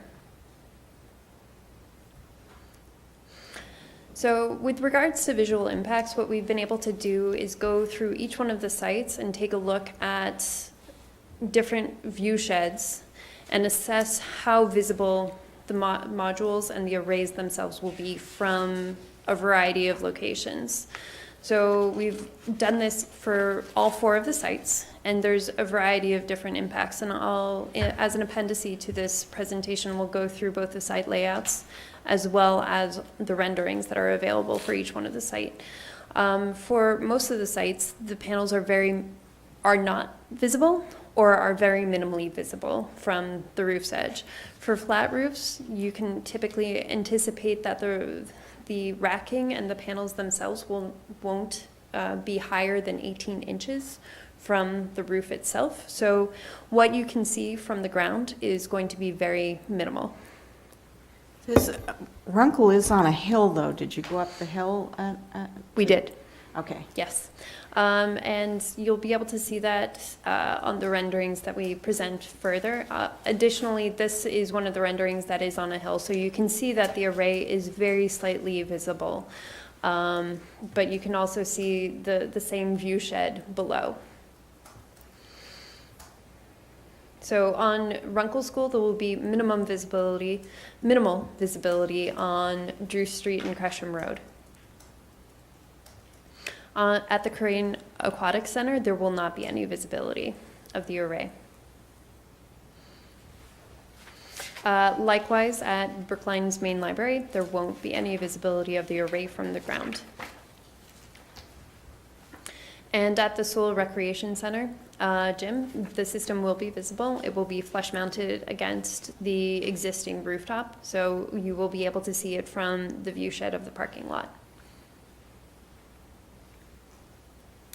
So just to give you a sense of next steps and timing, as Mark suggested, we're really looking forward to move with these projects during quarters 3 and 4, and we anticipate that we'll be reconnecting with Brookline staff in August to review the net metering credit purchase agreement and take a deeper dive into that document. So my question is, you mentioned that these sun panels give 20% more energy than other similar panels, but does that mean they burn out more quickly, or what's the longevity? And yeah, actually it's quite the opposite with some power modules. They have, where the industry standard is a 20-year lifespan, SunPower warranties their products for 25 years. Additionally, they half the degradation or the amount. So a solar panel is very similar to a battery. The 5th time you use it, you'll have a little bit less energy than the first time you used it. So that recharging factor, there's what's called degradation. A typical solar panel will have 0.5% degradation year over year. So each year you're losing a little bit of what it will generate. A SunPower solar panel will have 0.25% degradation, so it cuts it in half. So for a SunPower project, you're really making more energy for longer. Great. So, but the I've realized these things come upon us more quickly than we think. So our agreement with you would be for 20 years. And about 25 years from now, though, we're going to have a bunch of panels that are at the end of their lifespan. Well, they won't be at the end of their lifespan. They'll be at the end of their warranty period. Okay. So there's a few different options that can happen. Our agreement is going to be for 20 years because that is what MGL 25A limits us to. The procurement that the Metropolitan Area Planning Council ran limits us to 20 years. However, there's going to be a number of options at the end of life, whether you would prefer us to decommission the project, which means taking down the project and returning the roof to its original or to its current state as it would be without panels, or to purchase the project and keep on realizing that energy generation yourselves at no cost.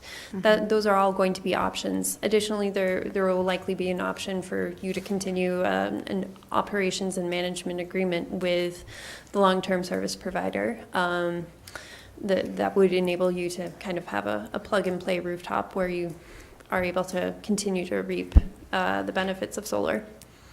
But when you do get to the point where you need to start replacing panels, if you've got the infrastructure, the various plug-in parts in place, is it feasible to just replace panels a module as you need to? It can be. You know, a lot of systems, they plan for the replacement of inverters during the course. Inverters are what converts the power from direct current to alternating current, which is typically what we see on our lines in the U.S. So you can replace components to the system as they expire, certainly, yeah. Okay. That's a typical part of the O&M. Okay. Selectman Heller. Well, thank you very much for the pictures. That's a big improvement over what we had last time. And I think that is what we're looking for, so that we understand what it is that people will see when they look up at these buildings. Now, we did get a email communication from Jacob Jaffe of 48 Clark Road, and he lives behind the Aquatic Center. Yes. And he's asking whether or not the panels will reflect sunlight into people's homes and through their windows, and because he's of the belief that that could be a nuisance. So I wonder if you could, he's also suggesting that they be placed parallel to the sun to have a 0 chance of reflection, or at a small incline, but wants to make sure that the panels will not direct sunlight reflection into the home. So I I hope you can comment on that. Yeah, there are a couple of things. One, I'd be interested, what was the address again? Could you? 48 Clark Road. Okay, so we can take a closer look at 48 Clark Road and its proximity to the site. From our initial review, we didn't anticipate that any project would, any properties in the immediate vicinity would be able to see the rooftop, but we might have been mistaken, so we'll take a second look at that.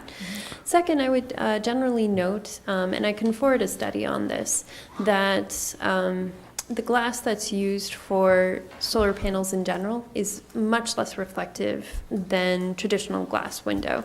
So really what a solar panel's purpose is to try and capture that light and retain it. So it's really a sink for that light versus reflected out. And I recognize that that's a bit of a leap of faith, but I can substantiate it with a few studies if that would be of help. And second off, I would say that SunPower takes an extra step, and their panels are a bit less reflective than even the industry standards panels. Okay. So there's a number of factors in play, but we're happy to take a Yeah, I think that addresses a closer back look. of the building up on a hill. Up on a hill, yeah. But then there are trees between the home, and so, you know. Yeah. But in winter, the trees would be bare, I presume. Yeah, and if we can, for just a brief moment, I'd love to dive into the appendices. So the first appendix, we have a number of the site layouts that have been updated since we previously spoke.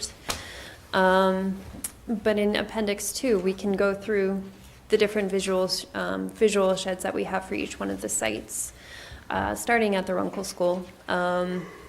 But I can skip ahead to the Aquatic Center if that's helpful.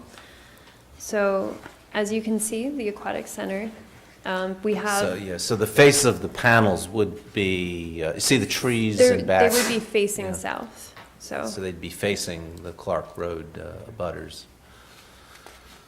Most likely, yes. Yeah. But I can confirm that, and also, as I said, they generally produce a substantially less glare than traditional glass, and SunPower takes a step beyond that. And I can forward some studies with specific regard to that. Yeah, I have panels on my roof, and that's never been an issue.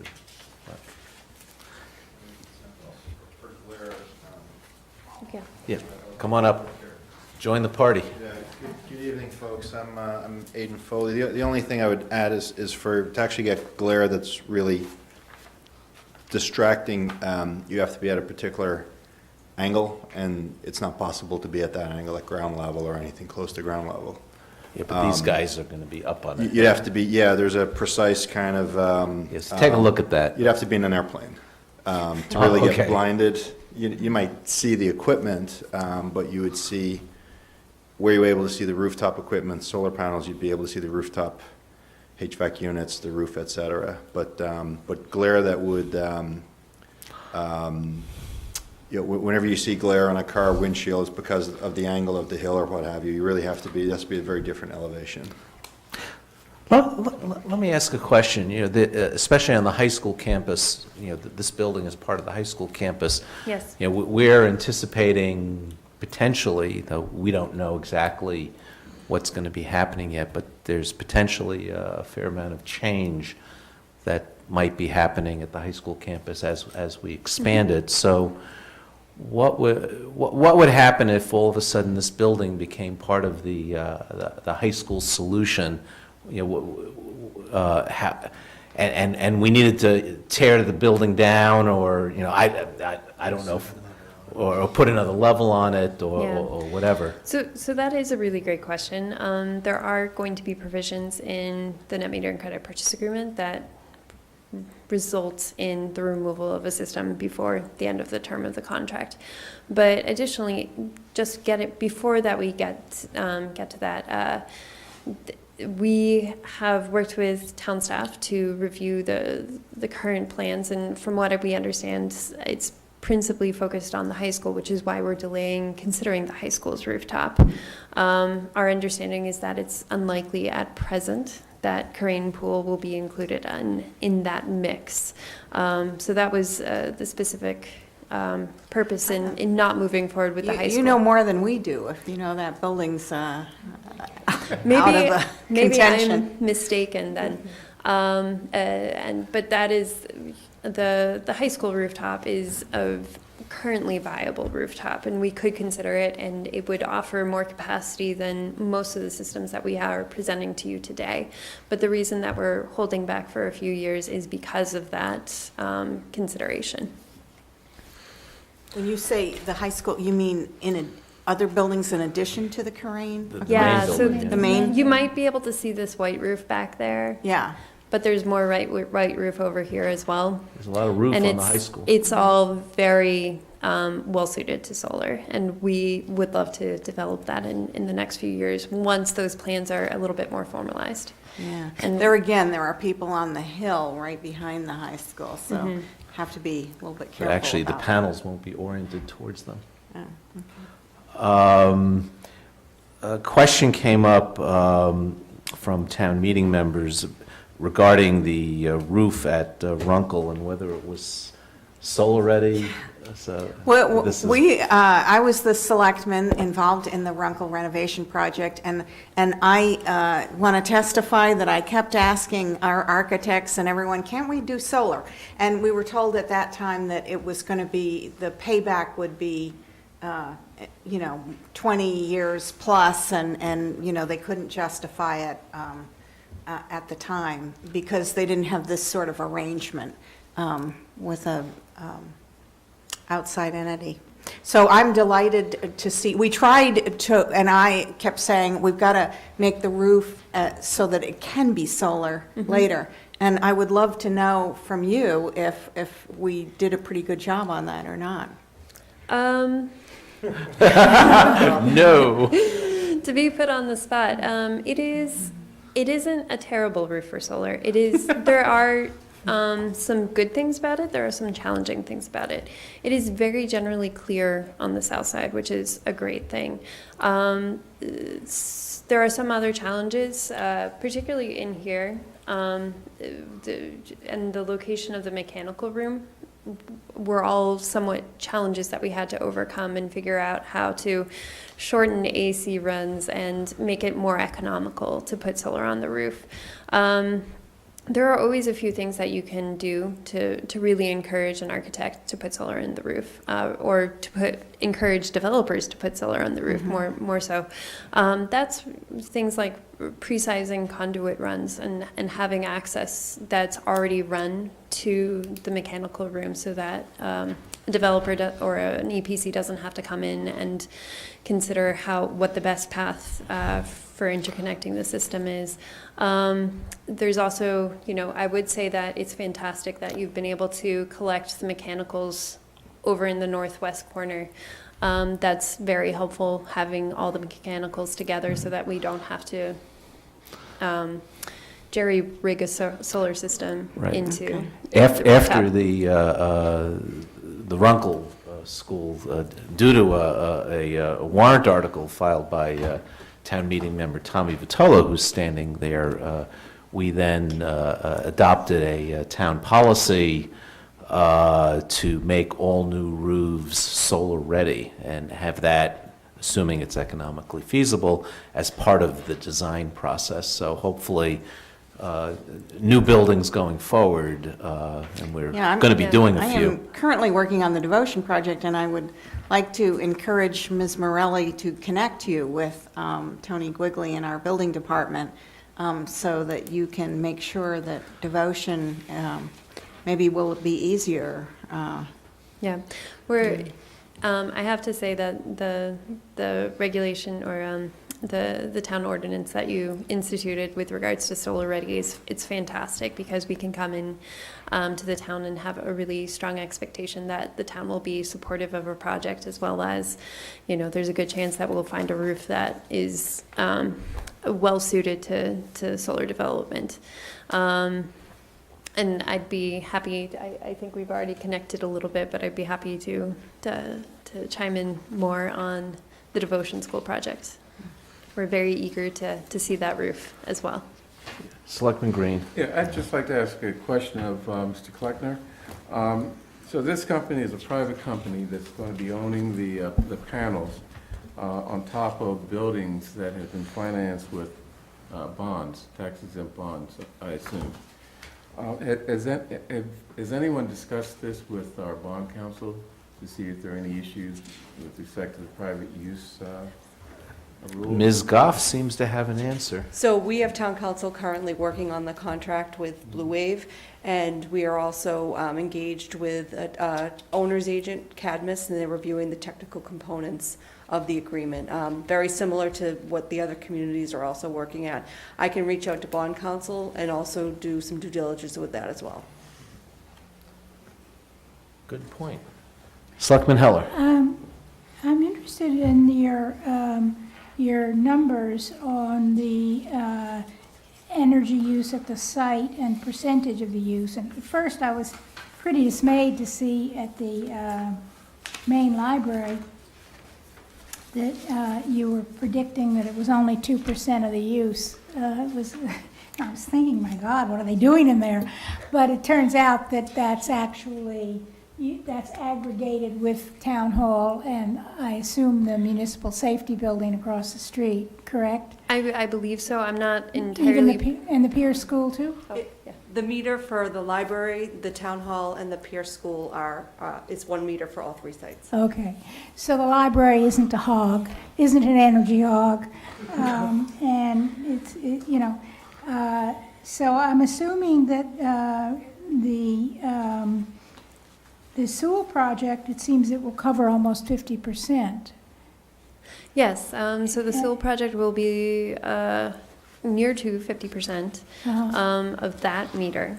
And certainly I'm understanding which meter corresponds to which use from a high level can sometimes be challenging, but yes, near to 50%. And it's a good project. And Runkle is 21%, which is sizable. A decent Yeah, percentage as well. it was much larger than I was anticipating. A question for maybe Ms. Goff. What happened to the incinerator site? So as you know, the DPW is currently working on closing the rear landfill. So the plans for that site are still in flux. We are very much engaged with Blue Wave as we move forward with it.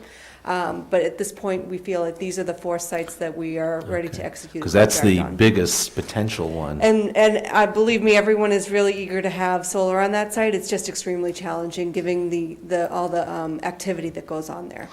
Right. Another question that came out of the town meeting members, roof, what if there's a roof damage, or do these things cause leaks or anything like that? Generally, no. But if there was to be roof damage, it would be the damage that was the result of the solar panels or the racking system would be covered under the operations and maintenance agreement that we would execute as a part of developing the system. Okay, so we should make sure, pay attention to that. This is a public hearing. If there's any member of the public who wishes to speak, and I see at least a couple. Mr. Vitolo, I'm surprised. I suppose since I'm speaking a bit on my professional capacity, I'll go by Dr. Vitolo, Okay. Town Meeting Member, Precinct 6.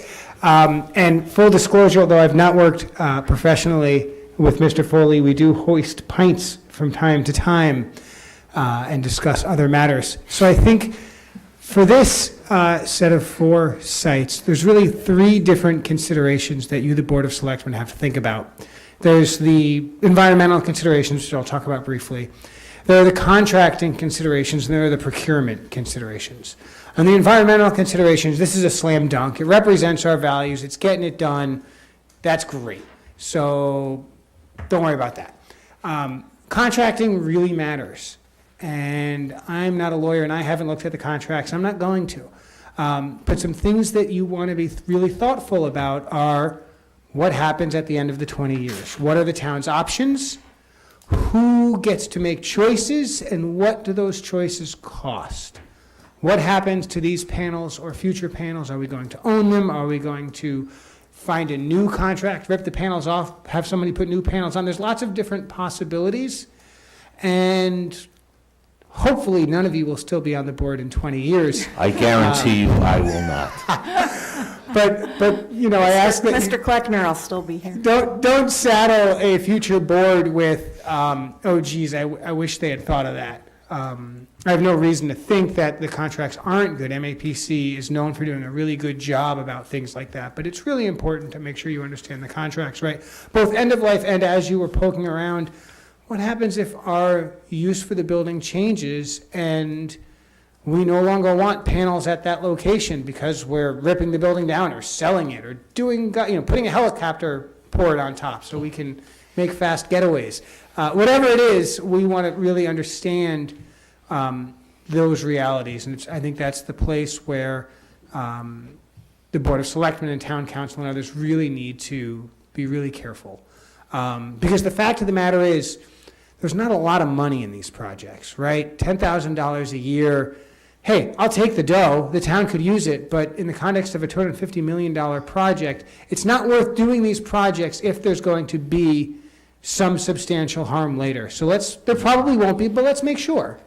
And with regards to procurement, talk to Mr. Giannakakis and make sure that his forecasts for what he thinks the town will pay for energy make signing up for a specific price for energy for the next 20 years a good deal. Dave has all sorts of experience procuring energy on long-term contracts. He's a leader in the region. So make sure that he's really thought about it and signs off on it, because if he doesn't believe that the price we're buying electricity for is a good price, then maybe we don't do this. Right? I want to do it because for me the environmental reasons are good enough. But I think it's your responsibility as the Board of Selectmen to make sure that from a contracting and from a procurement perspective that this deal makes sense for the town. I suspect it does. I just want to make sure that you guys take that part of the job seriously. This is kind of funny because usually you're arguing the other side and we're arguing the dollars and cents. Well, I can't recall putting a proposal in front of the town that would have cost us substantial money, right? I mean, I was just praised for the solar roofs warrant article. I think we need to balance the needs, and in this case, there's an opportunity to make sure it pencils out. I suspect it does. I have a lot of faith in the MAPC in making sure that these things work, but we need to make sure that we're satisfied as well. Thank you. Thank you. Very helpful comments. Mr. Lescoyer. David Lescoyer, Town Meeting Member, Precinct 11. I want to echo Nancy Heller's comments. The presentation we have today is very, very good. The comments that we made at our previous hearing have been taken to heart, and I'm very pleased with this. There's one additional thing that came up at that hearing I just wanted to throw out to get on the radar, and particularly for Runkle School, I think there's an educational aspect to this, and if there are some thoughts that you guys at Blue Wave can have, or the vendors, to put a dashboard or something so the kids can see what's happening there, that the town is providing renewable energy. I think that this is going to become a more and more visible concern and topic and passion in town, and we're being ahead of the game by providing it at this school, at Devotion, and the 9th school was particularly an interesting opportunity in Cambridge at the Martin Luther King School. They made it a net zero school. We heard last night at the Climate Action Brookline meeting was about stretch codes.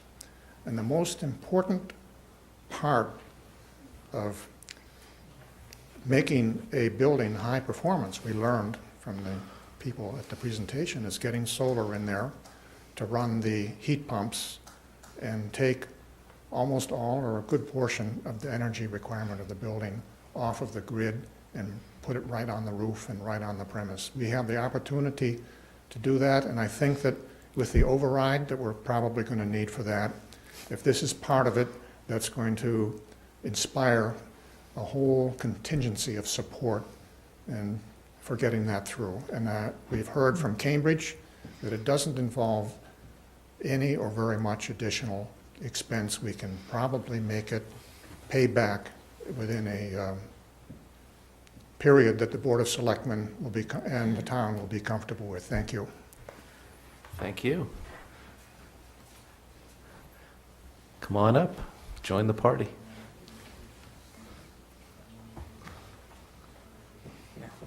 Good evening, Dave Panelone, Town Meeting Member, Precinct 7. I just want to jump on to the comments that David just made about our climate action presentation last night.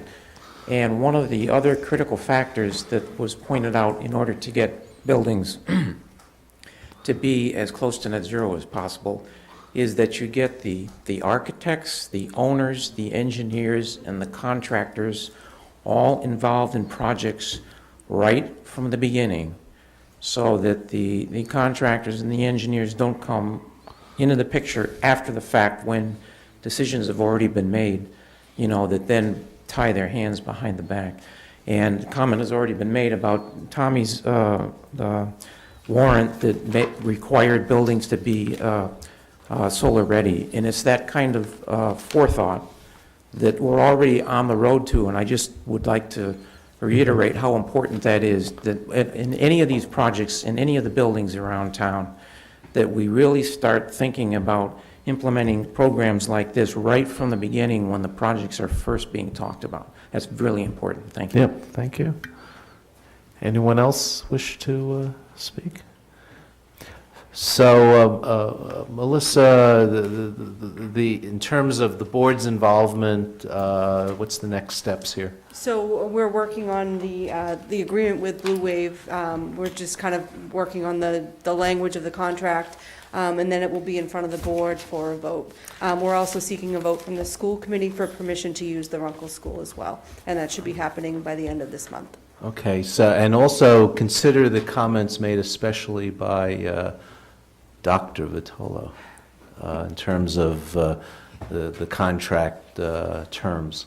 So our owner's agent is definitely looking out for us in terms of making sure that it is a fair deal and that the terms that are in the contract protect the town. So that's what Cadmus's role is. Okay. Well, I thank you all for the presentation. Unless you'd like to make some closing remarks or... One closing remark and just maybe one clarification to Selectman Green when you had talked about bonding. I just wanted to make sure that I clarify that these projects will be privately financed projects. The municipality, the town of Brookline, will not be using municipal bonds or bonding to finance these projects. They will be privately financed. The municipality will get the net metering credit benefits from these systems, but it won't be municipal funds that will be expended to build these projects. I still think we need to talk to bond council because it's you know, on our property, and you know, there may be issues there. I think that you know, under the tax rules, there's a de minimis you know, provision that would probably make this discussion irrelevant, but we still need to you know, do the inquiry and make sure that we understand why it's not an issue. Sure, completely understand. Just wanted to make sure I clarified so that. Right. He does bond stuff for a living. Yeah. Don't want to mess with that. And we just want to reiterate, as Sandra has said, and Aidan as well, that we've enjoyed the partnership to date. We're very excited about moving forward with these and other projects. We recognize that there are some questions that need to be answered or some issues that we'll negotiate together in a net metering credit purchase agreement, but we're very excited and we appreciate the opportunity to be working with you and to be before you tonight. Sure, thank you very much. I think that concludes our business for tonight, and I apologize for the late start and finish. Thank you.